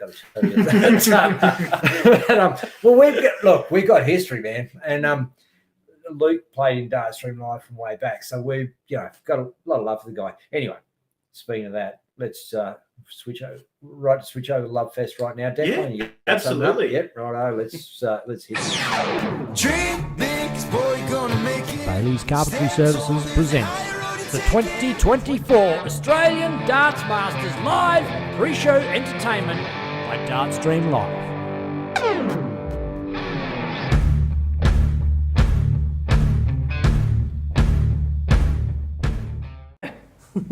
Mate, good to see you. Good to have you in the interview seat. It's a long time since the old Dartstream Live days, mate. When you were just a young kid. I think you played your first game when you were 12 years old, right? And look at you now. And the rest of us have done very little with our lives comparatively, man. You're almost won a world championship. Went on, won the Premier League. Man, how's life been? How's it changed? Crazy. Yeah. Ever since lockdown, when I was practicing every single day, and then heard of the competition and just started playing in that, playing the likes of Damo, Simon, even Ross Smith and Chizzy were in there as well, and I was getting the better of them most times. I was looking back over my phone, and I've still got text messages on there from your old man. Hitting me up, just going, can you get my boy Luke on there? He's decent. Like try and get him a game against one of the big boys, and just to try and pit you against them, just to see what you could do. Obviously, Chuffy can throw a dart himself, and Leon could throw darts and all that, but he saw something special in you, I believe, and worth getting up at the crack of dawn and getting you registered in the event. And then he even, I think you would sleep till right up until you had to throw a dart. He'd send me photos. He'd put you in the drawer, and he'd send photos of you crashed out hard, and then you'd literally wake up, pick up the darts and play. Hopefully that's changed. You don't do that now. You have a bit more prep into your games, or just a bit? Just a bit, because the players reckon you spend most of the time on your phone, not practicing. I do. Don't need to. Just I'll have in between practice sessions, and I'll go on my phone. Yeah, right. Fair enough. Man, a lot's changed, obviously. What happened, like immediately following the Worlds? Obviously, there was a massive media storm. You almost beat Luke Humphries in the World Championships. It was huge. Media went nuts. How did you handle that? got used to it. I know a lot more than I did before it, so I know what's real and I know what's fake. I know what they can talk, but it's just a learning curve for myself. And did it get you when people were talking rubbish about you? I was just laughing at them. I didn't really get to me, and as the years gone on, I've just seen more jealousy, and I'm still playing my best darts. How's the comments about you being like 45 years old or 35 years old or something like that? Like I've watched this kid grow up. I know he's not, but that literally sort of got a bit of legs there. That whole conversation. Chuffy said, because I was talking to him just after it, and said that they had media camped out around the house and stuff like that. You guys had to take off for a while, yeah? Yeah, they were around like the streets of my house, and I didn't know what to do. So after the Worlds, I went to my manager's house, and the day after we just went to Wales, middle of nowhere. Finally got away from the paparazzi, and away we went, and they've not been back since. Yeah, nice. The obviously you just spoke about your manager. That's obviously super important to have a player like yourself, such a young age, to be managed well and to take this career to the next level and not damage it. There's a lot of talk about should Luke play in the Premier League, shouldn't he play in the Premier League? What was your gut instinct? Did you want to do it, or you wanted to play Premier League? After the final, all the interviews I had to do, Martin come to me and went, "Do you want to play in it?" I just went, "Yeah," because whatever happens, happens, and if I don't get another invite, I don't, but at least I can say I played in it. Historically, it's ruined a few careers, and a lot of people were saying it was maybe mismanagement. You're too young. You shouldn't have a crack. I disagreed. I thought I would play, strike while you're hot, while you're having a good run in a purple patch and whatever. It turns out that purple patch has continued on. You've won a major every month since you hit the big stage. Won a bucket load of cash. And so does the manager sort of take care of that side of it, the business side of it for you as well? He just sorts whatever out, and whatever sponsorships comes to me, then he'll just do what's right for me. Yeah, righto, cool. And you haven't got a licence yet, have you? Not yet. But you got a car, right? I'm looking at one. I want to buy one. Yeah, righto. What are you getting? Looking at Mercedes, Audi. All right. Nice. Yeah. No, don't do things by halves. How old are you when you can get a licence in the UK? 17 now. 17. 17. So you could actually go for it now, but just a bit busy. Just need like a week where I can do a few lessons and my theory. Yeah, righto. But the way it is now, you pretty much got someone to drive you around anyway, haven't you? Pretty much. So do you have a bodyguard and stuff? I've got a security, yeah. So is he with you everywhere you go? Just not here, and he didn't come to America, but all this over. Is Australia, mate. This is other side. Yeah. Oh, he didn't come to America. Yeah. Sorry, he did come to Australia. You're right. Sorry. But Euro Tours, Pro Tours, and everything, he's there. Yeah, righto. And when you're when you're not playing darts, like in between times, is he like following you around at your house, or is he? No, Right. just out at the darts. Yeah, righto. So if you go you just go down the shops or whatever, do you get accosted by people wanting to talk to you and all that sort of stuff? Just like the local people who have known for years. Yeah, right. Or just saying hello. It's just not loads of people, just them, just the locals. Yeah, right. Do you still catch up with your mates from school and stuff? I've been going out more often with them, catching up with them while I've got time off and just see how they're doing. Yeah. So I remember when we were playing Dartstream Live, the Saturday comps and all that sort of stuff. At one point there, you had a break from darts for like a season and went and played football or soccer for you guys out there. Is that right? Yeah. I remember you disappeared for a little while. And I think it was 2021. I just went and played football. Had you had a guts full of darts at that point, or is it just needed a break? I think it was just. Or did you want to be a footy star? I just wanted to get out there and see my mates again. Yeah, right. But I think that was when there was still online darts, and I was just like, just have a break and play football. And when I come back from the football, we were allowed out and playing in local competitions again. Yeah, cool. Awesome. And obviously you do have a big passion for football. Shout out for, is it Man United? Manchester United.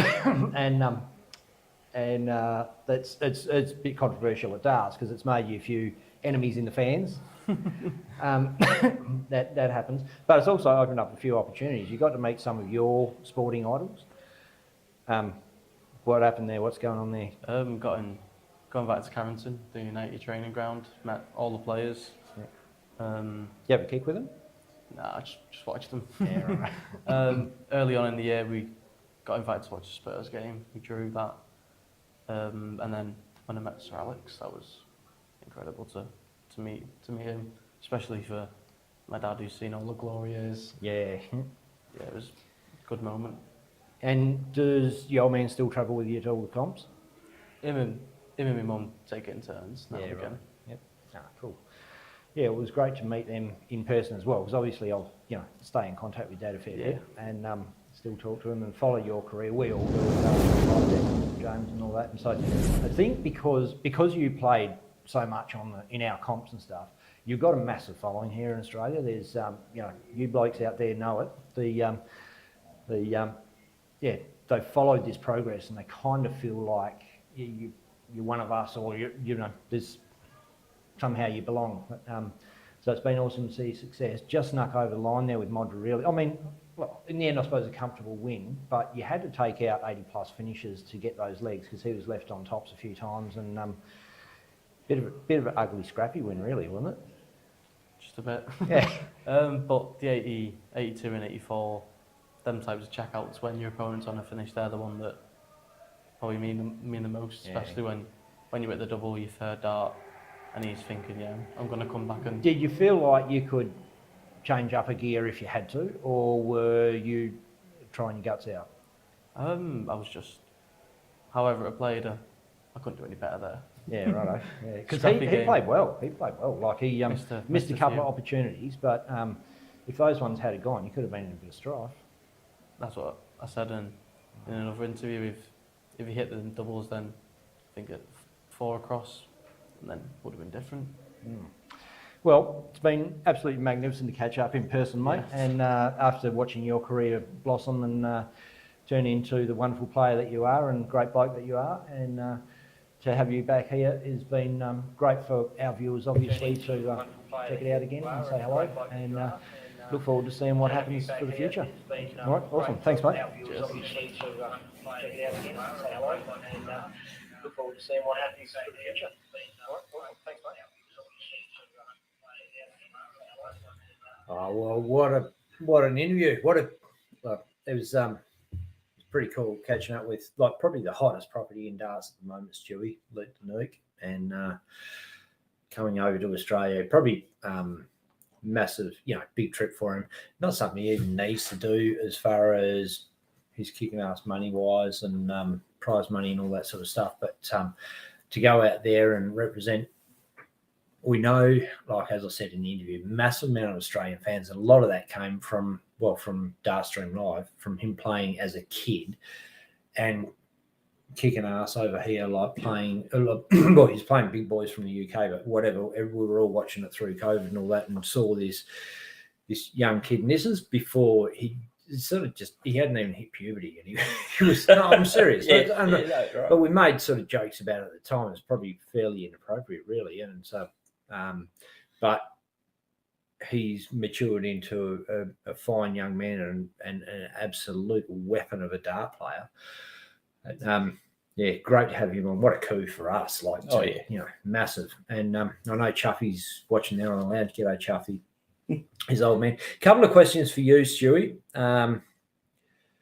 Brent Kenny. His mental strength is incredible. What an awesome career he's going to have. I think he's talking about Luke, not you. Yeah, I would say. No, I mean, you meant. I'm not saying you're stupid, but he's Stewie Coburn's. There was questions here. Hang on. I did not find a question. Oh, Warren Ackery. Has the time on stage last night given Stuart a hunger to get back in stage soon? What are you playing the rest of the season? Oh, I think the second I got down from the stage, I already wanted to turn around and go back up and do it again. The feeling was something I've never thought I'd ever have, and it's definitely brought that hunger on. Honestly, I've gotten home from nights of darts and the boys have come around and everybody goes to another level and you're like, why didn't we do that back then? Like, maybe we should play our game of darts first, then go to darts and do it. But did you sort of feel like that? If I had another go, I could really do better. Yeah, to a point, yes. There was a lot of adrenaline, and just to get that sort of first game out the way, I really wanted to have a second game, whether it was straight after or that next time. But yeah, that feeling, just nothing like it. It's unreal. Yeah, that you didn't fall short. That's the thing. You didn't fall short because you threw a 10 darter on the stage. Like, there's only one dart better. Do you know what I mean? Yeah. And to do that on the big stage is a massive thing. So it's not like, and you definitely didn't embarrass yourself, man. You carried yourself well. You did everything, but you're playing a superstar player, number 2 in the world, Bully Boy Smith, and he's not a guy that's going to take this lightly. None of them want to lose. Like, even though this is like, oh, can't Australia have a bit of fun? It's World Series. It's not ranking points. It matters. Believe me, every single one of those players is steeling themselves to make sure they win. They're not. No one. The guy that gets knocked out in the first round is the chump. All the challengers. That's it. Yeah, that's it. All the challengers want to knock out someone in the first round, and all the big boys do not want to get knocked out in the first round. That's the way this thing works. That's how it works, and it's pretty much. It's usually only one. If that. One will go, one will get knocked over, and you don't want to be that one. So he was hard at it, man. Like, he was really trying. They were all trying pretty hard. Let's have a look back at the comments here and see what Charmaine Hogg Stewart. What are you looking forward to going to New Zealand? Are you going to New Zealand? No, I'm not. I haven't qualified for that one, unfortunately. So he's not. There's your answer. Sorry. Yeah. I'd love to, but I didn't make it. Warren Ackery, Stewart has the taste. He wants more now. Absolutely. John Kiley, hi, Stewart. What was it like backstage? Tell us about that. What was that? Oh, it was pretty much runs to the toilet as far as I saw. Yeah, once we got that far, yeah. But no, walking down like through the car park and seeing like all the people with their trolleys, with all their cameras, all the security, it just gave that weird special feeling like, it's official now. Like, I'm here, seeing all the other players walk around, like seeing Peter Wright, Michael Smith. He was in the practice room with us, and that's when it really hit that this is incredible. Michael Smith was in the practice room with you guys. Yes. Wow, that's pretty cool. Yeah. So I noticed. So there's two. Like, explain this to the guys out there how that works. So there's 2 rooms. There's the challengers room, which is so all the local challengers. Simon was included in that room, and all the PDC champs had a separate room. What the hell's Bully Boy doing in your room? I'm not too sure, but I thought I was in the wrong room when I entered. But well, I think Luke was in there as well at one point, wasn't he? Yeah, he was. Yeah, he came down and he was signing with Michael, and it was a bit of that awe factor watching them both just do their thing. You know what? I love that. I really do. Like the keeping them separate. It's like you're not 2 different classes of society. You're all dart players. You're all pretty similar. You know what I mean? Like, and that was one thing that I really got a sense of through this whole thing, like talking to these guys and stuff. That we're not that much different. He's a bit better at darts than us. Yeah. Look, we'll rock on to who we got next, Declan. What's going on here, mate? Well, look, next match of the night was Peter Wright taking on one of our favourites, Simon Whitlock. And look, they're both superstars. Simon has dropped off a bit, so he was on the local side, but got the chance to catch up with both the guys. So let's kick off with Simon, who lost 6-1 to Peter. Dream big, boy, gonna make it. Bailey's Carpentry Services present the 2024 Australian Darts Masters Live Pre-Show Entertainment by Dartstream Live.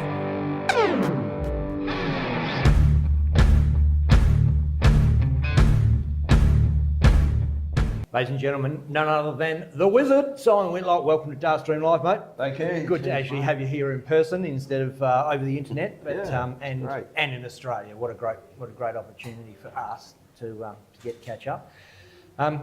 Look, we'll take you back. Let's forget that game, hey? Yeah. Forget that one. But Already wiped. but yeah, you were just saying you got a new set of darts you've been mucking around with. Hit a 9 data straight up. Yeah. First night I used them, hit a 9 data. It was great. I won the competition at my local thing in Southampton. Yep. So it was good. So yeah, just building again. But Southampton Darts stream every now and again on Facebook. We get to watch their comp. It's strong comp. It's very tough. There's a lot of good players there who are like potential tour card holders and stuff like that. And yeah, it's really tough. It was in Southampton, but at a different venue where there's no kids allowed. But I'll tell you what, there's some damn good kids playing at the minute. Yeah, right. It's the future of darts is pretty strong, isn't it? There's a whole lot of young up and coming players. Like it's tough to break into now. So obviously, I reckon Damo got in just before all these superstars started coming through. Yeah. And there's going to be more now. Luke's hit the scene. It's sort of inspired a whole generation of players. There's some great young kids like 12 and 13-year-olds who are throwing like near 100 averages. Yeah, I know, it's crazy. I can't even believe it. It's like ridiculous. Like And speaking of young kids coming through, Mason's doing it right. Yeah, Mason's going real well. We went to a comp in Brighton a couple of weeks ago and he won the early bird, which was best of 5, 301. He won that and then he won the main event. So Yeah, he's right. done really well. Saw him on Modus on the Super Series playing on there, and he hit some pretty special darts, following his old man's footsteps with the big pegs. Yeah, I'll tell you what, he's very good at checking out. Like that's one of his big strengths. He can check out anything. Is he living at your joint? Yeah, yeah, he lives in there. Cool. So it's been that house has been a bit of a stable for dart players. You've had a few Aussies stay there. Corinne Hammond was one. Modra, saw him. GG, yeah. So you've done a lot to support Australian darts in that way, as well as being an inspiration for young Aussies that want to hit the scene. Yeah, young Brandon's going to come over, I think, November and so. Oh, really? Brando Weenies? Yeah, right, cool. Yeah, they stayed there last year, I think it was. And yeah, he played amazing over there. He won some local comps and stuff. So yeah. Well, we got to see a bit of the Whitlock Mansion on Dartstream Live when because of course you were one of the superstars that come and joined our Saturday comps and played in there and blooded the likes of young Luke and got in there and man, they were crazy days. Probably a good thing that a lot of that footage got wiped off Facebook, so they deleted the page. So Did they, really? I mean, look where Luke's come from. Like I was playing him in lockdown and he was like 12, 13, whatever he was, and he was making finals. And now look at him, he's like probably best 3 players in the world right now. Yeah, well, he's shown a lot of form. That it's not just it's all good and well to come runner-up in the Worlds, but to show that kind of consistency, like he's winning a major a month, like it's pretty impressive. It's very impressive. Like to go and win the what's it called? Premier League. Premier League, yeah, that's that one. Yeah, so, like from runner-up in the Worlds to win the Premier League, like that is absolute quality and class. Yeah. And what's your plans going forward? Like I've heard you say in other interviews, my days are just about over, whatever. I don't believe it. Are you actually... Man, I'm trying as hard as ever. I don't want to lose my card. I'm going to try and stay in as long as I can. My dream is for Mason to get his tour card and we travel together and like work as a team and stuff. Yeah, awesome. Yeah. So if he... if Mason gets a card and it ends up better than you or higher ranked than you or whatever, would he play World Cup for Australia or would he play as an English player? No, it'd be an Aussie all day long. You can't change it. Wish Brocky'd stop opening the bloody door. No. I think I'll get preference to him if he gets a tour card and I'm there as well. Like. But does he play as an Aussie? Is he an Australian citizen? Yeah. Yeah. So yeah. Just No, it'd be a dream. Like maybe one day we can play World Cup together. Yep. But that's going to mean Damo's going to have to. But speaking of World Cup, you said you're struggling a little bit with form. you actually play your best darts in the World Cup every bloody year. It doesn't matter where you are sitting. You do seem to really lift and play your best darts for it. Yeah, I mean, I've had a lot of experience over the years, and playing for my country, you know, just get that little bit of an extra boost, you know. Yep. Yeah. And I love playing for my country, obviously. Like anybody in any sport, we take pride in that. And yep. you know, Damo's a class player. He hasn't played his best darts last few years, but he's tried his heart out. And you know, I love Damo. He's a great guy and one of the best players in the world right now. Yeah. Well, he's ranked 9 now, so and that's you know, hard work as well. He goes out there and plays in all the bloody comps and everything that's available to play in, he plays in it. He does, and he works very hard on this game. I know he practices a lot of hours every day, and he's just a superstar now. Awesome. Well, Simon, thanks heaps for your time, and great to finally meet you in person. Thanks for the shirt you sent over for me as well. I've still got my shirt somewhere. I don't know where they are, but yeah, good stuff. I'd love to wear them again, but they'll be there somewhere. It's going to have to be in a local tournament. yeah. Oh, well, I didn't even think about it. I don't even know where they are now. We they're buried amongst a lot of other shirts and stuff. We wore them to the meet and greet last night. And we were told to wear the shirts, and then got there, and then someone was like, "Better tape up the bottom of the shirt, boys." All right. I don't know. All right. They're great shirts, honestly. And you guys do a great job, and I'm really happy with playing the online stuff. Awesome, mate. All right, we're going to past those days now. Yeah. I don't even practice now. That's how hard it is. Oh, Peter's here, so we better bloody finish it up. Boo! Yeah. I love him. He's a great guy. Yeah. Absolute top man. We sit together every tournament. Yeah.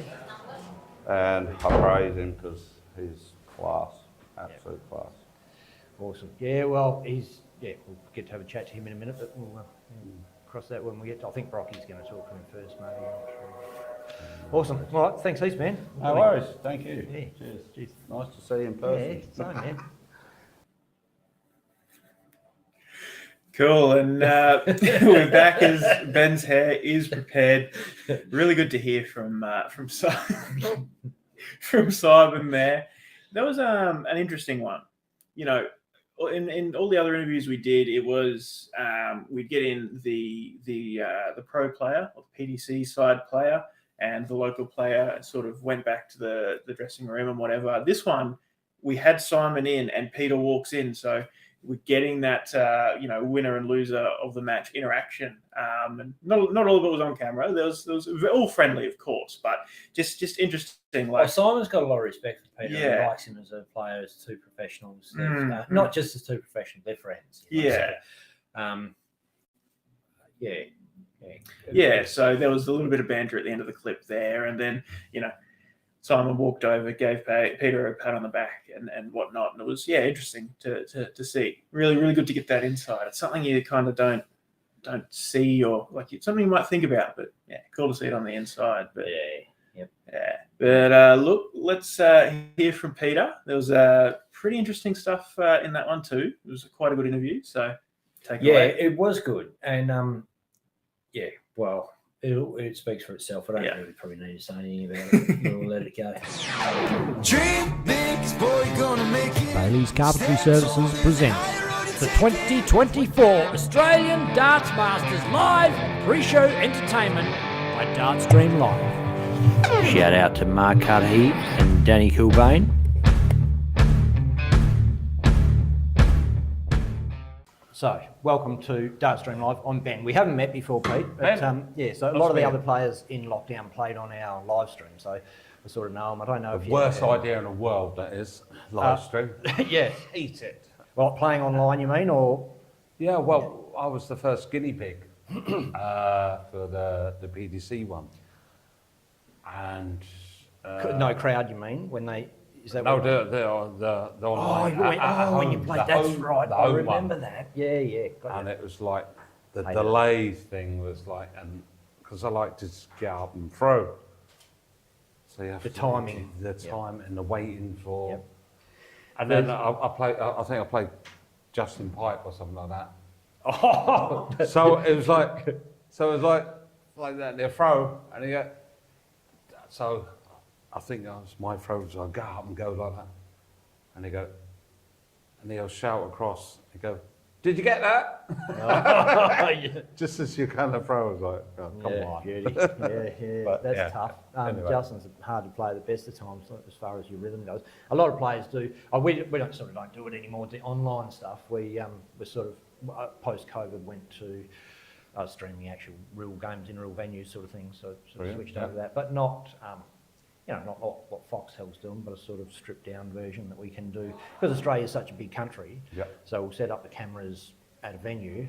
Say someone might set them up in Sydney and we'll stream it from Perth or Queensland. I say people flying 5 hours and whatever, or driving 5 hours. Instead of doing that, it's too expensive to send a whole crew right across the country to do, like a small Australian event, so we do it that way. But anyway, this is about you, not about us. Right. Okay. So, congrats on the win. Simon, hard to get over, and you found a bit of form for Australia and took out our beloved Simon. Yes. Sorry about that. What gives? Simon's a legend, and he's very difficult to play. He's got a cracking record against me. Has he? Yeah. He normally destroys me all the time. He normally gets up and plays his best game against me all the time. I say to him a lot on the pro tours, because we sit together. Yep. We're friends, like best of friends, and I say, if you can channel in every time you play me against everyone else, you'll win. It's like, but I was fortunate enough today. Simon wasn't on what he can do. Yeah. And I got away with it. Yep. So you obviously down under in Australia live with the lovely Jo, your wife, who also is your personal hairdresser, I believe. Yeah. Yep. But I've sort of cut her out of a job by getting tattoos on the side of my head. Are they real? Yeah. Serious? Yeah. No. Yes. Wow. Yeah. Awesome. Well, that saves a bit of work. Yeah, it saves a bit of work, but obviously she doesn't like them. But it's just like for me, preparation, getting ready, it's less stressful waiting around and having it done and stuff like that. So well, you would think that would have a negative impact on your game, but it seems like when you went for the snake bite image, your game sort of lifted with it. That all kind of happened at the same time. Brave move, because it was at a time when people were supposed to wear black shoes and black pants, wasn't it? Yep. So how did the PDC handle that? Did you have to ask permission to do it for a start? Yeah, well, Jo had to, obviously my manager as well, so she had to get the confirmation of the PDC, went to Matt Porter, didn't it? He said no. Barry Hearn back, He said no, and Barry Hearn said yes. Oh, wow. Look at that. But it certainly made it more colourful, the sport. And since then, I reckon other players are kind of tried to get an image himself. Exactly. Damo with a handlebar moustache. Simon's sort of growing his image, I suppose, with his beard and dreadlocks and stuff. You got, lots of players. It gives you sort of an inner confidence. You feel good and you feel different from the other guys, and so you feel good. So it puts you in a good. Well, I reckon good it's awesome. Just between you and I think it's a great. I love your beard. That's brilliant. Oh, mate, we just about to kiss, I think, live on camera. Look, Peter, thanks heaps for joining us on Darts Stream Live, and thanks for doing the interview, and congrats on the win on tomorrow to play the winner of Rob Cross or Hopai Puar. So, Hope's obviously he's on the tour, so you've seen him. Yes, he's been. His game's gone up and up, and he's gone up so many levels. Yeah. Because he's doing a tour, so it's gonna give Rob a good game tonight. It's going to be a tough one, and Rob doesn't necessarily travel that well. I've noticed. No, he hasn't been. Apparently, he's not been sleeping well. So Well, mate, I hope this return to form carries on for you and goes north, because it's good to see you play some awesome darts today and in Australia, even though you took out Simon. But apart from that, it's good. I'll represent Australia and the rest of the tournament. Don't you worry. Awesome, mate. You've got the green and gold on, and kangaroos. Oh, you got your Australia shirt on. Look at that. Come on. Hey, Aussie. Awesome. Thanks, mate. Thank you very much. Cheers, guys. Bye bye. See you tomorrow. Awesome, mate. You got the green and gold on. Alrighty, well, we're back. Great to catch up with Peter Wright. Bit of a different interview. Got to talk a little bit about what DSL does. It was really good, and some interesting stuff about a bit more about Joe. Like everybody knows that Joe's his makeup artist, whatever, but the tattoos, like that surprised you. It surprised me too. I didn't realise Joe was his manager. So that explains a lot. So it's not only, I guess, that she has managed his career as far as like a manager goes, but she has sort of managed the image that is Peter Wright. And I feel like, and I didn't get to say it, I didn't think of it at the time, but I think I was trying to get there, just wouldn't spit it out. But it's kind of almost like when he is Snakebite, he is playing as an alter ego, and that gives him the confidence or the impotence or whatever to get out of his skin and play as a superstar. You know what I mean? Like almost like a Marvel character or DC, wherever you're at. Don't go there.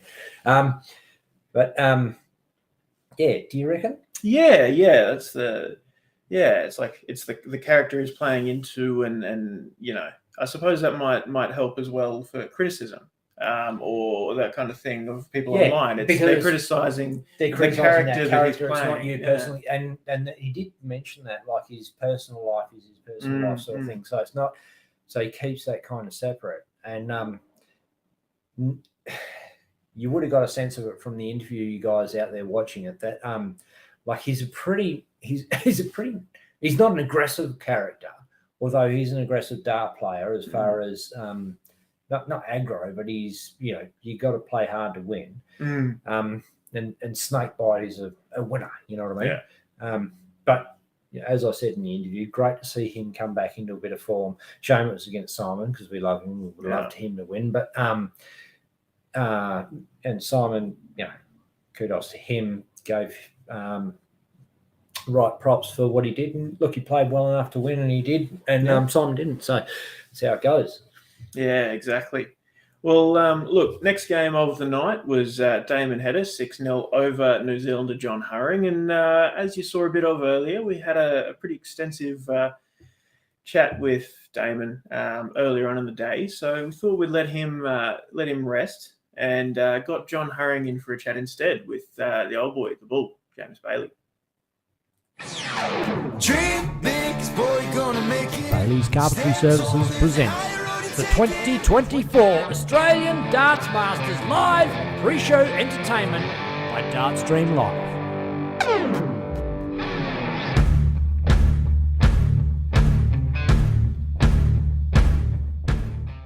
Well, John, welcome to Dartstream Live, mate. Thank you. Mate, try not to focus too much on tonight, but just in short, your feelings on tonight? Gutted. Absolutely gutted, but let's start so. It is, mate, and look, we've all been there, we've all done it. It's just how you come back from it. Yeah. But, mate, watching what you do in New Zealand, mate, you've been playing some bloody great darts over there. And, I think we were talking about it yesterday. If it was on a money system, like we are over here, so there's a pros and cons for both. So there's you do a point system, we do a money system. The money portion is such a massive difference from runner-up to winner, whereas it's a 16 or a 20-point system. Yeah, I think it would have been, if I was to guess, probably top if it worked in the Australian way. I'm not exactly 100% sure if I'm right on that, but I think I won 3 out of the last 6, I think. Can't exactly remember, but because of how different your first to second and prize money, definitely I'd say it would have been top, I'd say, but it is what it is. You can't win them all, eh? No, you can't win them all, mate. You can't win them all, and you guys have got some really good solid players over there. Like Mark Cleaver's come back onto the scene. He's burst and started to play brilliant again. He's always been a solid player, but for some reason he's now got a World Series spot next week. And unfortunately, you don't have one next week, so you can't redeem yourself on that. You just come back bigger and better next year. Yeah, well, we left it to the last event, and I got him on the Saturday, thinking, right, it's down to the wire between 4 of us, because we're all pretty tight on points, and couldn't hold together, and Cleaver went all the way through and won it, and jumped from 3rd, I believe, straight to number 1. So good on him. Yeah, I actually thought he was nearly going to put Ben out of a position in that when I was watching the table over that weekend. I actually thought, oh, Ben might even miss out if yeah, it was just a bit weird when you're watching it, just up and down. So Yeah, well, if I could have pushed to that final, I'd potentially, I could have knocked Ben out, but yeah, it wasn't to be. So, and then didn't do so well in the qualifiers, but did in the Australian one. But 1 out of 2 is not too bad. Mate, absolutely. And I see you've got Condor, the same as me, as a sponsor. How'd you pick them up? I gave them an email and just sort of put the feelers out there and see if they'd bite really. And they, I guess they sort of looked through maybe the Dark Connect averages and sort of stuff like that, and they wanted to jump on board, which is awesome. So pretty stoked for them to be on board. Love their flights. They're longest lasting flights I've ever used, and haven't used anything bar them for over a year now. So yeah, really happy with them. Yeah. Well, I'm also sponsored by Trinidad and Condor. They're in partnership. I do know they look at players' averages, but they also look at what players have done. They also look at their demeanour and how they conduct themselves. So you must have done well on that front for them to also look at that and sign you up. Yeah, I think your demeanour and how you come across is really important in darts. You don't want to be that guy that sulks and that sort of stuff, because it doesn't come across that well on the other end to other people. So I think presenting yourself as being able to take it on the chin if you lose and accepting it gracefully. So that's what everyone should do really, but unfortunately there's a few that just can't. But no, look, that's on them. And so what's next for you after this? Because I know, do you have another DPNZ tournament before the Oceanic, or do you Yeah, so we've got a tournament in Dunedin on the 31st of August, and then the 7th September, I believe, is the DPNZ in Wellington, I think. I'm not sure the dates of the Oceanic, but there is another... October, 18th, 19th and 20th of October. Yeah, I'm not sure when the other DPNZ is. It is in October, but I'm not sure the dates. Okay, yep. Yeah, well, we've only got one more weekend, so... right. Yeah. But you'll see me over there. And I think no doubt you'll see several Aussies over there, because we all got to fly over there to give it a crack. Yeah, But, awesome. No, I can't wait for you guys to come, and I've never heard of the Oceanic being in New Zealand before, so it's about time. I was talking to Hope about it. It's at least 10 years since it's been there. Warren Parry won it last time, so it's at least 10 years. Well, I haven't been playing that long. It's been about 9 years now, so it's definitely before my time. But yeah. Because I would have always thought it would have been a rotational kind of a setup. It originally was, but then they changed it for some reason. I'm not sure why. Oh, fair enough. Yeah. Is what it is, eh? Yeah, it is, mate. But no, if you don't top the rankings, look forward to having a game against you in the Oceanic. Yeah, no, it should be good. I've never played at the Howard Club, so apparently it's quite a nice venue. Yeah, I've heard. Good. Yeah. Awesome. All right, John. Well, thank you very much for the interview, and all the best for the rest of the year. Yeah, you too, mate. All right. Thank you. Cheers, Tim. All right, and we are back with Jeremy Fagg, one of the first player of the local side up last night. Took on Dimitri van den Berg, but suffered a 6-1 defeat to open the night. Look, not your best performance, Jez, and we know how you can play, and you've obviously played that well to get there and to be sitting in number 1 in the DPA. But not your night. But how did you find it? Yeah, mate. Really enjoyed it, to be honest. Obviously I didn't play like I can and probably how I should have. But it was all about the experience. Debut, and I win the first leg. It was just, there's a few negatives there, but I'm not worried about that. It was all about the positives. Yeah, absolutely. And like I said, I won the first leg. So, I mean, there's been a few players up there that haven't won any legs for multiple tournaments. So, one thing at a time, one tick of the box, and we'll build on that. Yeah, exactly. And look, winning the opening leg shows that the way you approached it when you got up there, you were very settled, and then maybe after a little while, some nerves set in or something. Yeah, I think when I went up there, I felt the vibe, because the crowd was crazy for me, especially first game of the night, I didn't even hear the walk-on song, so that's how good it was. Sorry to cut you off. They were cheering every single dart you threw at the start of that game. Yeah. That's the first time I've ever heard a crowd do that. Every dart that went in got a cheer. Yeah. Yeah, no, and that's what I mean. It was so good to be up there. Like playing Dimitri too, he's one of the showmen, and that's why he's on the World Series stage. But yeah, it's just the buzz, mate. It was so good. Yeah, I think I started off all right. A bit edgy, but I felt good up there. Just the darts didn't fly like they should have. Yeah.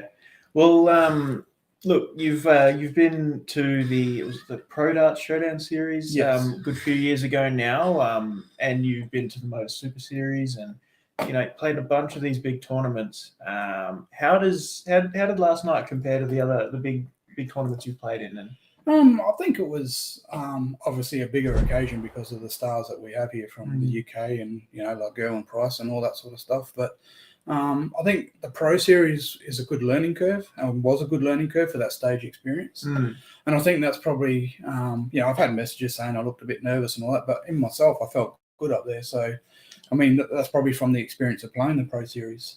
But yeah, like I felt good, mate. It's just the darts and a few things happened, but it's all about the experience. And I think the experience I've had over the last couple of years with Q School, the Challenge Tour, Motors, I mean, it's all building now. I've got the World Series, and I still got next weekend in New Zealand. So, it's all about the positives, Yeah. It's the way it goes. Yeah, exactly. And you're taking, no doubt, you're taking the experiences of last night heading into New Zealand. What are you thinking about doing in terms of prep between now and then, or the work's been done for the year, the prep's done, and you're just going to head into it the same way you head into this week? Yeah, look, I mean, obviously I felt good up there, so I'm not too worried about how I was feeling. It's just a bit of fine tuning in the action. Maybe I was trying that a little bit too hard to make sure every dart was where I needed to, where I should have probably maybe just relaxed a little bit and just let it happen. Yeah. I think especially after winning the first leg, I felt good, and in the second leg I was scoring well, and I missed a dart, a double to go 2-0 up. Then sort of fell off a bit. I was having moments, but not consistency. And I mean, if all my games throughout the year, that's what I build myself on is consistency.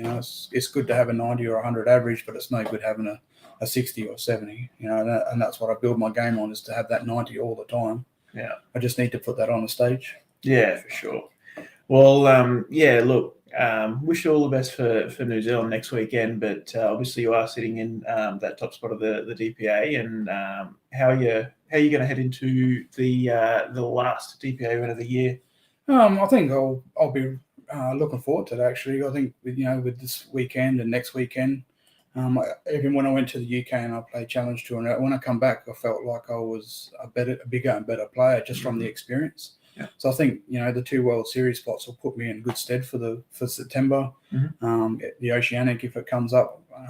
But yeah, I think just from the experience alone, I think I'll build on that. And I mean, nothing's really going to change at home. I'll still do my normal routines and all that sort of stuff. But having that experience gives you that confidence, and that's what I'll be looking at. Yeah, absolutely. No, awesome. Well, look, great to chat to you, Jez. We might check out the interview with Rob Cross. Rob got the win over Hoplay in a bit of a scrappy game. I was out and taking some stage side photos and videos, and wow, the crowd was electric.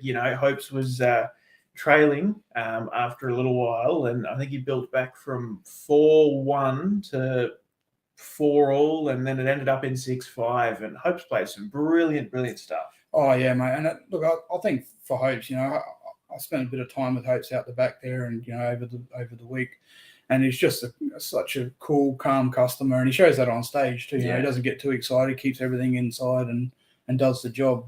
But to show the experience, and that's probably come from the Pro Tour. Like you said, he was 4-1 down, and he still showed that even 4-1 down against Rob Cross, he can still make things happen. So, exactly. We talk about experience a lot. Yeah, for sure. A couple of questions coming into the comments. We got one. We asked Stewie Coburn before, but what was it like just being backstage? Obviously, a very, very intense kind of setup. We were back there. But how was it for you as a player going backstage, and how it's all set up there? Yeah, no, it's, felt relaxed in there. Like I played in the practice room, with all the WA boys and, basically all the Oceanic players, and Michael Smith was in there. And then I changed practice rooms because it was closer to the walk-on, coming probably half an hour before I went on. So, I was sitting in there with Gerwyn Price and Damon and Dimitri and Luke Humphreys, but it was good just to be in the room. They were all good. They're all good to me. We had a chat even after I finished playing, sitting in there talking to Peter Wright, having a chat with Gerwin Price. Like it's just good to chat to them lads and also watching what they do too. How they prepare for matches like that. Mm-hmm. So yeah, it's all in the memory bank, and there's a few things that I've learnt, and it's all positive stuff. So you think positive, play positive, and you learn from the experience. Yeah, absolutely. It's interesting. I suppose the idea of having 2 practice rooms makes it kind of seem like, the PDC guys are here, and then the Oceanics have to stick together, and then having Michael Smith come over and Luke as well. I saw in there, Luke Littler.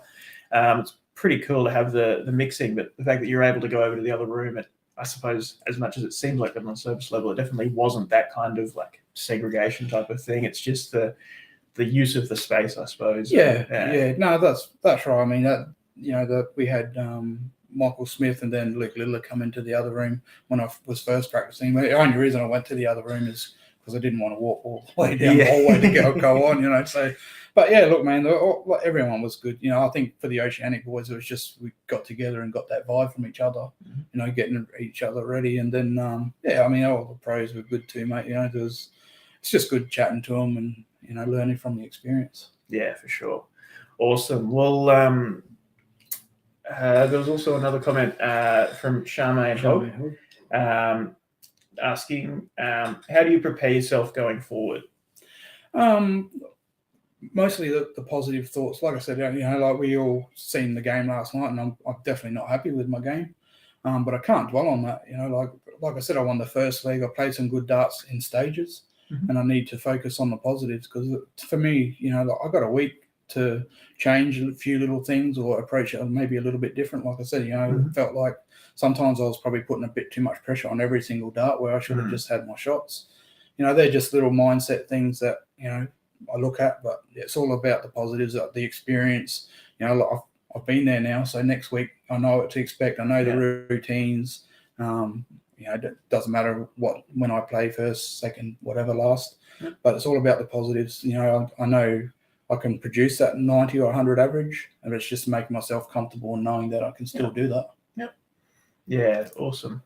Well, yeah, look, and I know you're nursing a bit of an injury, and that has played a part. So hopefully, you can rest it over the week, and it doesn't act up next week. But yeah, look, all the very best in New Zealand next week. It's a shame we can't be over there, but we'll be watching for sure and keep an eye on you on how it all goes. Yeah, no, it's all right. I mean, injuries are injuries, aren't they? It's just unfortunately when it's in the arm, it affects starts. But yeah, mate, like I said, I could have thrown them up in the air and kicked them in. I still wasn't giving up that opportunity to play. Yeah. So, it's all about learning from the experience and good. Cool. All right. Well, look, let's jump into the interview. Rob Cross chatting to the Bull, James Bailey. Dream big, boy, gonna make it. Bailey's Carpentry Services presents the 2024 Australian Darts Masters Live pre-show entertainment by Dartstream Live.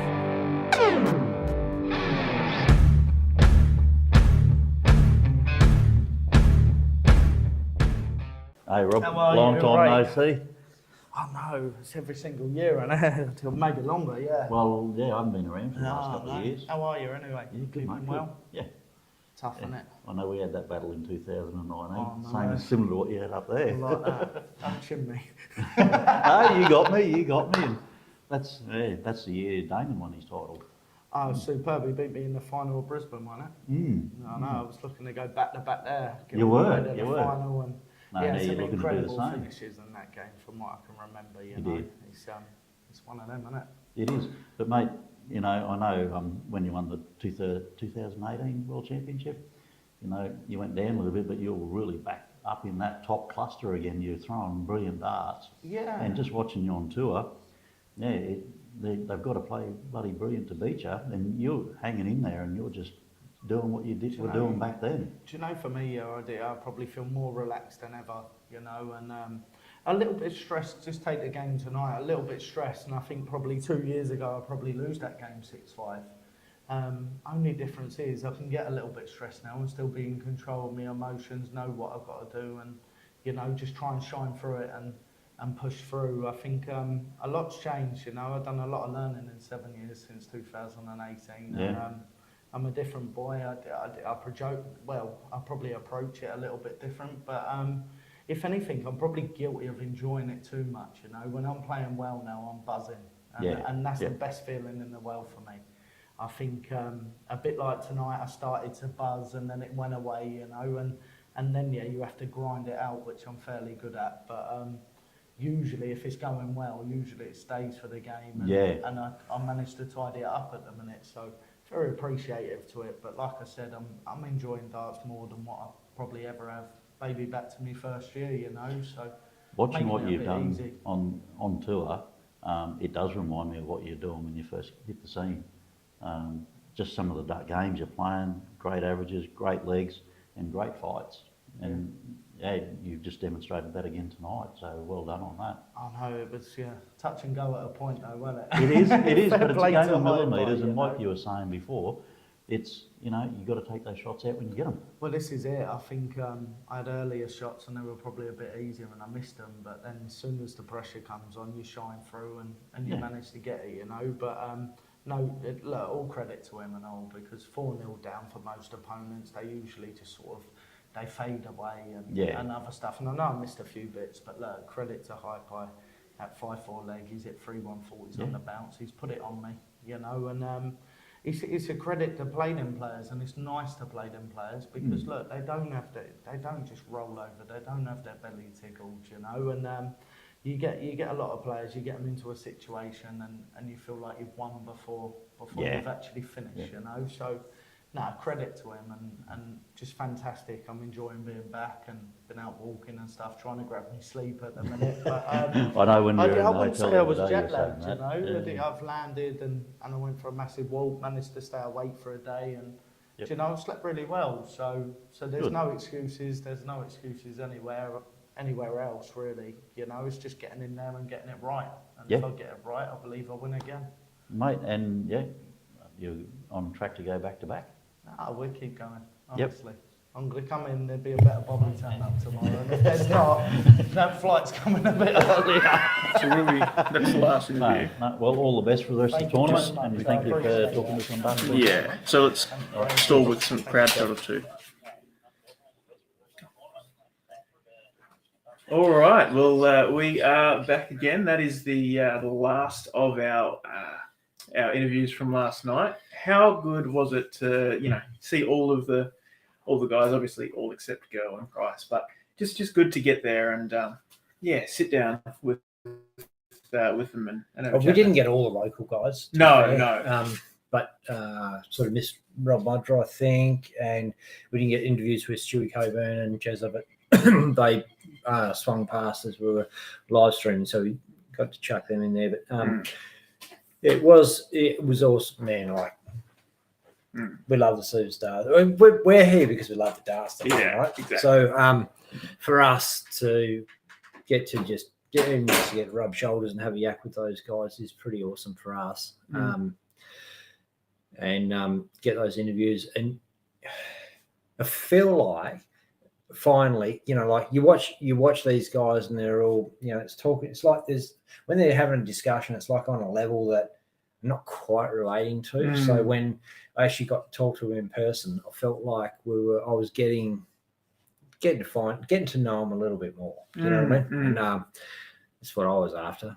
Yeah, for sure. It's it's really, really good. And look, you're probably like one of the most natural interviewers in darts, and you did very well to create like a relaxed and natural environment. I think I did very well not to swear the whole way through. We did spend a fair bit of time in editing today to try and cut out all the swear words. If there was a few in there, look, I'd like to apologise, but really couldn't give a. Oh, bad. Well, look, it's been really good. We've got a few other just sort of random gems of some shots throughout the crowd, throughout the night. Yeah.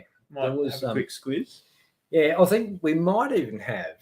Is Chuffy going to come back or not? He said 2 minutes. I'm not sure how long 2 minutes really is. Luke's old man is he's been on Dartstream Live from the very start. He was one of the first guys to really embrace it, and he was like, "Get my boy on there." And we're talking about Luke the new Littler, and so it was. you know, we've had this rapport with this guy. We've been Mm. chatting to him online for ages. First time we met him this weekend, but yeah, we get to see him a little bit. Probably crowd shots here. You see, oh, that's me and your dad. Cool. There, and there's a couple more crowd shots out there. We see. I'll try and get a thing of Stuart. You must be videoing this because your dad's in all. Don't know what you're talking about. So, see here, a couple of it went off last night. I suppose the pinnacle of the night was that last game. Rob Cross and Hope Pilar. Rob was all over him. I think it's 4-1, perhaps at one point, and looked like Rob was just going to romp it home. And Hope's come back hard. He threw some absolutely awesome darts. The camera was going back to his wife, Kafina, constantly, and you see smiles on her face. And came back, and he, you go. I think the doorbell's going. So this could be Chuffy coming in now. Hot off the press. And it is. It's none other than the man himself. It's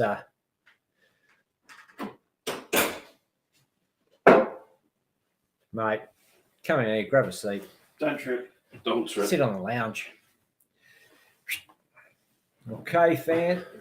How we doing, Benny? There he is, mate. Good. Yeah, good, mate. And this is the first time actually live on Dartstream Live for you, is it? Or have we had you? I think I've been chugging a few beers in the past. Yeah, we have. We've had you chugging a few beers in the past. This is we're 10 o'clock in the morning. That pretty was for us. straight laced these days. We're putting our beers in cups and hiding them so no one can tell that we're drinking them. Should have told me that a minute ago, Declan. Mate, awesome to finally meet you and have you over for and host you here on Dartstream Live, obviously. But man, what a trip, what a ride! How much has your life changed, man? Crazy. It's been a crazy ride. Yeah. Yeah. So I remember speaking to you on the phone about like post World Championships, media hounding you. You had to get out of town. Like, what was that all about? Yeah, they were camped outside the house. So when you say camped outside the house, is this cars everywhere in the streets? What were your neighbours about? Like, were they? They were keeping in touch with us. Yeah. Letting us know what was going on.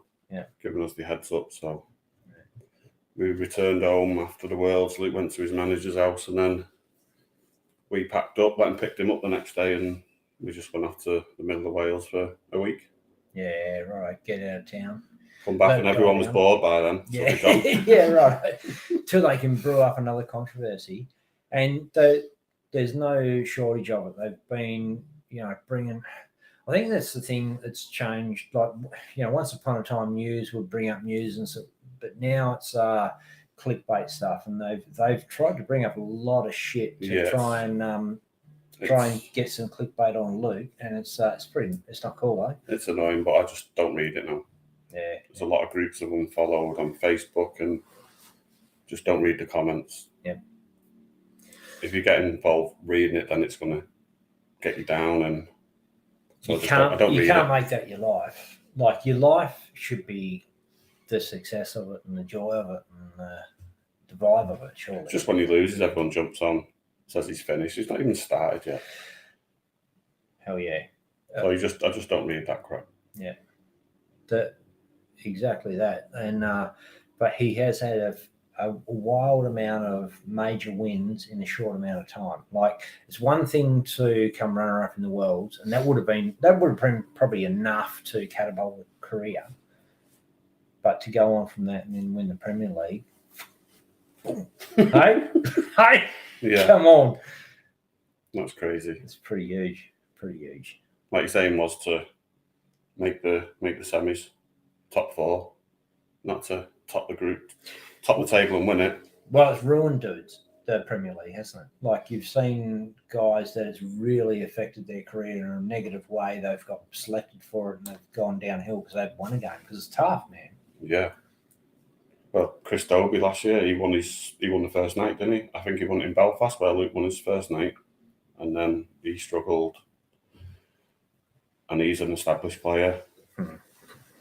So yeah, it just shows what it can do to you. There's obviously other names in the past that have finished dead last, and it's absolutely done them in. Just a bit of a camera switcheroo, mate. We've still got audio. Just batteries. Think of this as the old days when the TV goes off and comes back. It's back. Right? We're here. Yeah, it's yeah, what a wild ride and what a massive change to your life. But Chuffy, you picked this early. You picked this kid earlier than anybody else did. So you're a fair dart player yourself. I only played at home. I didn't really venture out. I only started playing out in the club leagues with Luke. Yep, and Leon's a fair dart player, Luke's brother. Yeah. And oh, what the hell? Get him in. What's going here? Get in here, Yeah, I'll get in there for a minute. He doesn't have a lot of time. Dart fans. Oh, get here. Oh, mate. Hey, when I could say when you were doing your walk on, and I was up there, and I was like, well, no, it should be family. So I was like, Chuffy, Luke, should be in front of me, and I'll just stand back here. I just want to watch it. You know what I mean? And he pushed me in front of him, and then you come up and give me this big, like this one here. Yeah. And I was like, oh man, it's so cool. Hey, like, had a bit of a bro love moment. Gotta say, 100%. It's pretty cool. Yeah. No, it is, and because we have history, man. Like, and there's so much has happened over the years, Luke. And I remember, like, when you were a kid, and it's a tough world out there. And I know, like, Chuffy's the same. Like, he's tried to toughen you up to the world, and we're kind of trying to do the same thing, I suppose, in a way. Like, you're going to be in interviews. You got to be a bit of a beast. You know what I mean? You can't be soft. Well, that's where he got his interview skills from. It was starting off with you. Yeah. Well, that's what I can remember messaging you. Remember, he wouldn't say much, and you'd be like, you can't just shrug and nod your head. You can't just say one word answer there. I know, exactly. That's what was happening. And I remember sending you tips, even when you hit the PDCs, like, trying to give you tips and that. Now you're all over it. Getting used to it. Yeah, absolutely. But you do a good interview now, man. Well, thanks to you. Keep going. I'm still a bit one word answer. No, I know.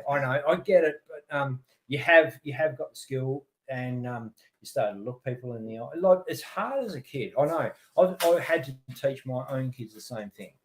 When you meet someone, look them in the eye, shake their hand with a firm handshake, look them in the eye. Don't just do this, you know what I mean? And it's something that every dad teaches their kid. Chuffy's obviously taught you what to do, and I'd like to feel that we had a hand in it, man. But you have single-handedly steered your career north, haven't you?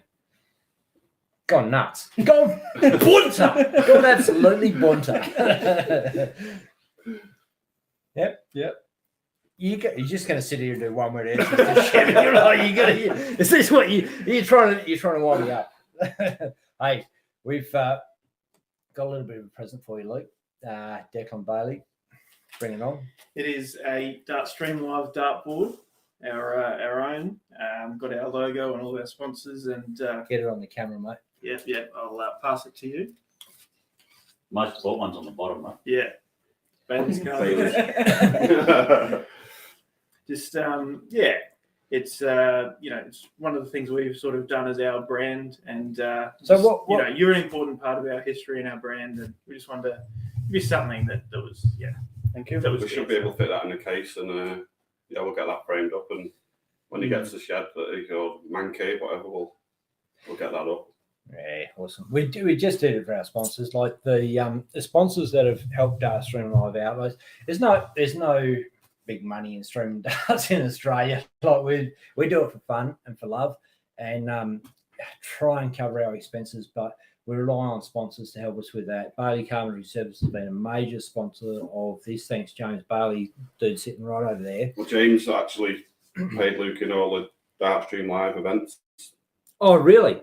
I never knew that. James paid him in like, was it like a 20-week thing? And like, I sponsored him for all Declan, the PSL events. here, power for his computer is just about to die, mate. I didn't tell many people that. So. No, it's it'll be.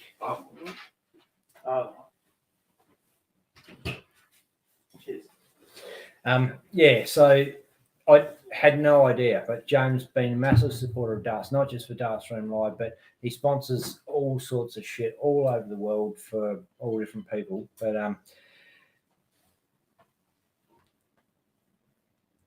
just hoping that yeah, we're good. Yeah. So Luke, congratulations. I'm getting bored from James Bailey because he's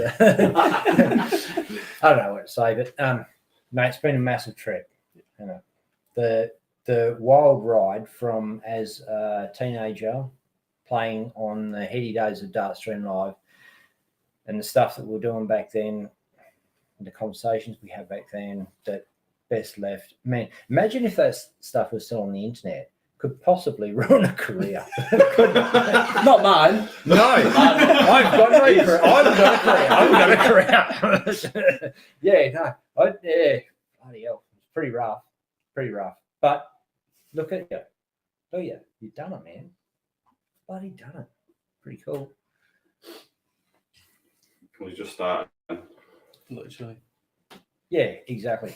So from here, obviously, you've got goals. One of them would have to be the most successful dart player of all time. Like from here, you've got a chance. Is that a realistic goal for you? Is that where you're heading? Was that what you're looking at? You're like trying to, well, first of all, you want to knock off Van Gerwen's records. Then quite a few. Phil Taylor. Is that where we're going? I'd like to. I've said to myself, I'll be happy winning every major competition, win every major, tick them all off, and just add on to them. So you've done pretty well so far. 1 a month, tick, tick, tick, boom, boom, boom. Pressure is. I mean, it's not. It's one thing to be at the top level of competition. It's another thing to win. You know what I mean? Like there's coming close and there's winning, and you manage to find that bit of impetus to get over the line. It's not always there though. Like it's not like your darts are 100% every single time. Seeing it last night, I weren't at my best, but I got the job done, and they're probably the best games to win when you're not playing well. So is Australian Masters one of the things you want to tick off the list? Obviously, I'd like to win down here, but if not, win in New Zealand. Yeah, well, at least one of them, if not both. Yeah, sorry, we're just you watch me just going bang bang, Declan, get over here! Like I need help. I'm crying out for help. It's been if you don't know, Declan Bailey's the guy that actually runs all this stuff. I'm just the clown that keeps it going. It's okay, you go. I think we're still running live. Yeah, good? you are. Yep, we are good. And yeah, so Masters don't count to your for your ranking, world ranking. What's in it for you? Which Masters? What's in it? Why would you come to Australia and play in these comps when you're making $1 million over there? It's for the people. They want to. For me. Yeah. Is that what you're saying? Oh, I love it. It's just bloody champion. I knew it. You know what? I had a feeling you were like, can't be asked coming, and Chuffy's going, nah, we're going to Australia because I want to catch up with Benno. That's what it was. I'm pretty sure it was. A few Bourbons. Yeah, no, awesome. No, look, it is great. It's been great to catch up and great to meet the whole family. So mum, dad, sister, Leon didn't come, but you and the rest of the family all came over and caught up. And that, like I said last night in the interview, you've really built that rapport with the Australian fans as from a kid. Like there was ladies in the audience with signs up saying, "Please let me adopt you, Luke." You know what I mean? Like, did you see that? No. I don't know. Yeah, like so. I think I know my Mrs. Kathy sort of feels the same. They got this maternal thing because they watch you from a kid growing up, playing through this, like playing through your career and hitting such awesome darts, and that you kind of lived out the dream, the fantasy for them to see you get to these heights. Obviously, you visualized it, you've wanted it, and you got there, man. If you don't want it, then there's just no point in playing. So yeah, exactly. You got to. I wanted it. Yeah, absolutely, man. Yeah, good stuff. And I didn't at the I don't know to put you in it here, but I did notice at the meet and greet when they like say everybody's like getting stuff signed and all that. There's a lot of old ladies that had a shirt and they put it on their tit and they got you to sign on their tit. Did you notice that? Yeah, signed a few. Yeah, signed a few. I know. It was pretty hot. It was pretty hot. I'm just saying. Pretty cool. All right, and we have one question from Charmaine Hogg. Luke, what's your 10-year goal? Where do you want to be in 10 years from now? Don't even know where I want to be next year. Obviously, I want to be at the top. Yep. And like I said, my goal at the minute is just to get my hand on every major, however long that'll take me. As long as I win everything, then I'll be happy. And then I'll hopefully add on to it and hopefully break more records. Awesome. Well, look, I can't wait to see what happens where you go. It's like we all knew how talented you were, but just to see the stratospheric rise in the past 5 years, and I can't wait to see what happens in the next 5, 10, whatever. But back-to-back nines on TV. That's what we want to see, man. Don't we? Is that Chuffy? Back-to-back nines on TV. That's what we're after, isn't it? That's what you want to do, isn't it? I know you're gunning for it. I know when you throw a 9, that's why it's not phasing you because you're thinking about 2 9s. Is that right? Potentially. This is the kid that was too cool for school. Right? Hey Ben, remember when Luke first went on Dartstream Live? Danny Kilbane messaged me and said, "You got to play Luke. Got to give him a 5-leg head start." And I told you guys, this kid's good because I played him 2 years ago. You wouldn't believe me. And I said to Danny, I said, "Why would I give him 5-leg head start?" I said, "He's likely to smash me." And I only just got over the line. First to 21. He played brilliant. Honestly, there was a lot of kids that were pretty good back then. You know, there was quite a few. There's Jack Shepherd from New Zealand. Jack come over to England and played in the JVC Super 16. I think Luke beat him in the group. Yeah, he did. There's a few others. The names escape me, but that was 3 or 4 years ago. Yeah, and they were all going pretty well, and they were all sort of taking legs off the big boys, and it was a great opportunity for them to have a crack at the big boys. You know what I mean? Like when, like you're playing the likes of Simon Whitlock and Chizzy. Jack was running Simon Close a Bully few times Boy on Smith. that stream I was watching. Yeah. So you're playing all those guys, gets you a chance to have a real good crack, and as a young guy, and there's a lot of dudes that were around the mark. What's the guy that ended up didn't want to play you in the Smashdown that time? You played him one time, and then we set you up again, and he's like, "No, I'm not doing it. I've already played him once."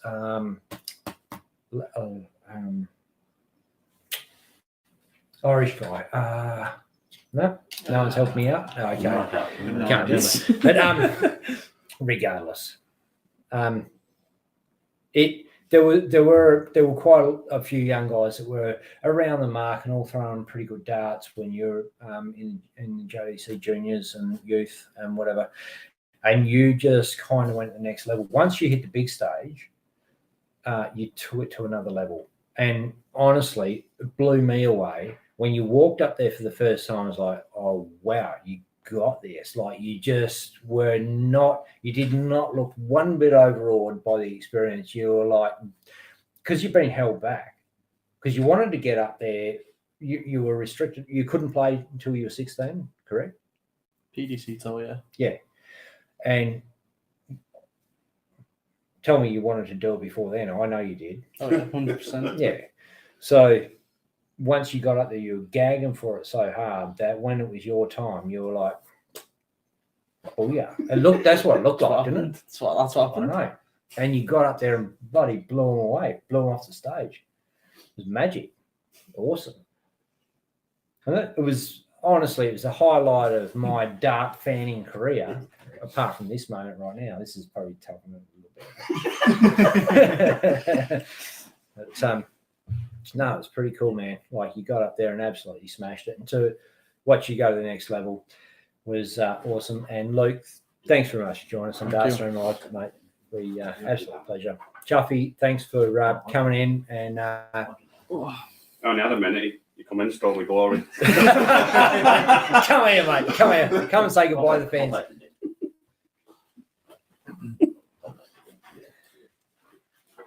Leon. Bang. Nice, blokes. See you, mate. We'll see you in a bit. All right. Cheers, man.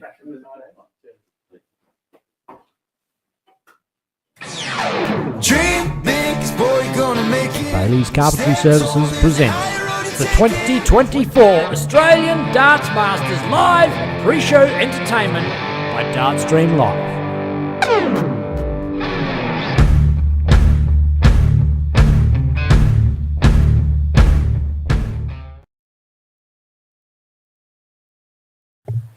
I'm now sitting in possibly the most expensive seat in this hotel, aside from the one in Luke's own bedroom. But look, what a nice little surprise. You know, Luke's left to go get ready for tonight to smash it up. He's going to play, and he's dropping here like Yeah. everybody else's game face on, and Yeah. He's like, "Oh, come say see you." Yeah. I don't know. Like, I was kind of a bit lost for words because I didn't know Yeah. what was happening, so I was a little bit overawed by the moment. But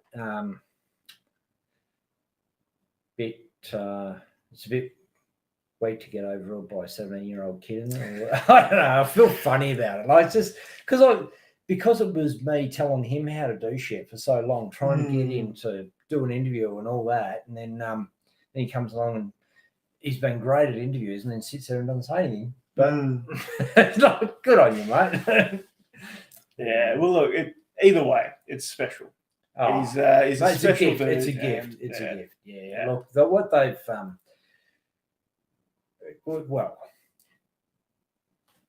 Chuffy says, "Oh, the opportunities that you gave Luke," but like, he was nobody back then. Like, now he's a superstar. People are paying for his time to go on their things and all that sort of stuff. And we obviously we don't have the budget to do that. We're not get paid, so we can't pay anyone. But for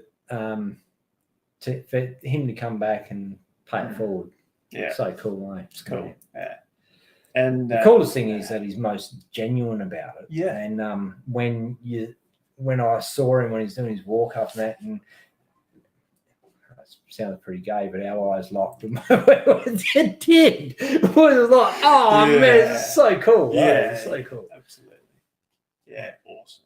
Well, look, what a fantastic way to wrap up what's been a pretty good afternoon. Like, it's been an amazing few days, and to get the chance to bring out a bit of what we've been up to, what we've been seeing, doing, who we've been talking to, and share those kind of moments with you guys has been pretty cool. And like, even just to run back through it ourselves and sort of go over it. Go back over review it. it. And look, and everybody that goes their time. Yeah. It's been phenomenal, like Mac Elkin, Russ Bray, all the players, Bully Boy,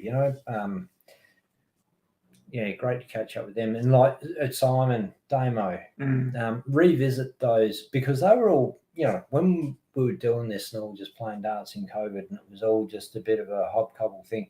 And probably, look, honestly, it probably is a bit of a hobcobble thing. Now we're probably going to look back in 5 years and go, look at what idiots we were back then. Crazy shit. But, they've all come back and caught up, and it's been Such such a the full great, circle kind of great moment, reunion of the post-COVID madness that happened at Dartstream Live. It was pretty crazy. Yeah, for sure. It's it's cool. It's been a good weekend, and look, we're going to go and prepare to go down and watch the greatness unfold once again. Try and get a few more shots, but we've had. We'll be interviewing the winner live. Yes, we not live, but recorded. But we will be having a yarn to the winner. Maybe Luke again, 3 in a weekend. Ooh, and look, we couldn't do this without our sponsors. And a massive shout out to all our sponsors, particularly Bailey Carpentry Services, who were major sponsor of this event that funded the event to go forward. Thanks, James Bailey, and everything that you do for darts. He's over there, big fella. Thanks, mate. And jumped in on interviews and carried stuff around to the shops, and paid for me to be here and all that sort of thing. And but also all the other sponsors. So Get Plastered Rendering, Aussie Dart Supplies Online, and Lynx Property Group, and Mining Electrical Solutions. We've got all of these on here, and no, thank you for the support. It's been an inconsistent little period of time for DSL, just sort of picking up the events that we've been able to bring out, and great working with the ADC. And we've got a regular now on Friday nights with Dosh Darts. Dave Platt's got his thing running out of the Sterling Adriatic Centre, so that's pretty cool. And so if you're in WA, get down to Sterling Adriatic Centre Friday night. Anyone can jump in that competition. It's open, and it's winnable. $20 in, money out, guaranteed $200 prize money for the winner. So that's one, and those people that have just supported us week in, week out, it's been great. But, for sure. And look, thank you to DPA PDC for this opportunity. It's been great to be a part of the weekend. Really, really good to just be amongst it, and thank you for the opportunity and the support with that. And as we sort of see out the finale of this weekend, heading into the future, lots of exciting stuff coming up. Yet to be formally announced a few things, but keep your eyes open. Keep your eyes open. We've got more stuff coming up for sure. Absolutely. I've been Men Hunter. This has been Declan Bailey. We've been Dartstream Live, and it's been an absolute pleasure to have your company this weekend. Look forward to catching up soon. Thanks, Mel.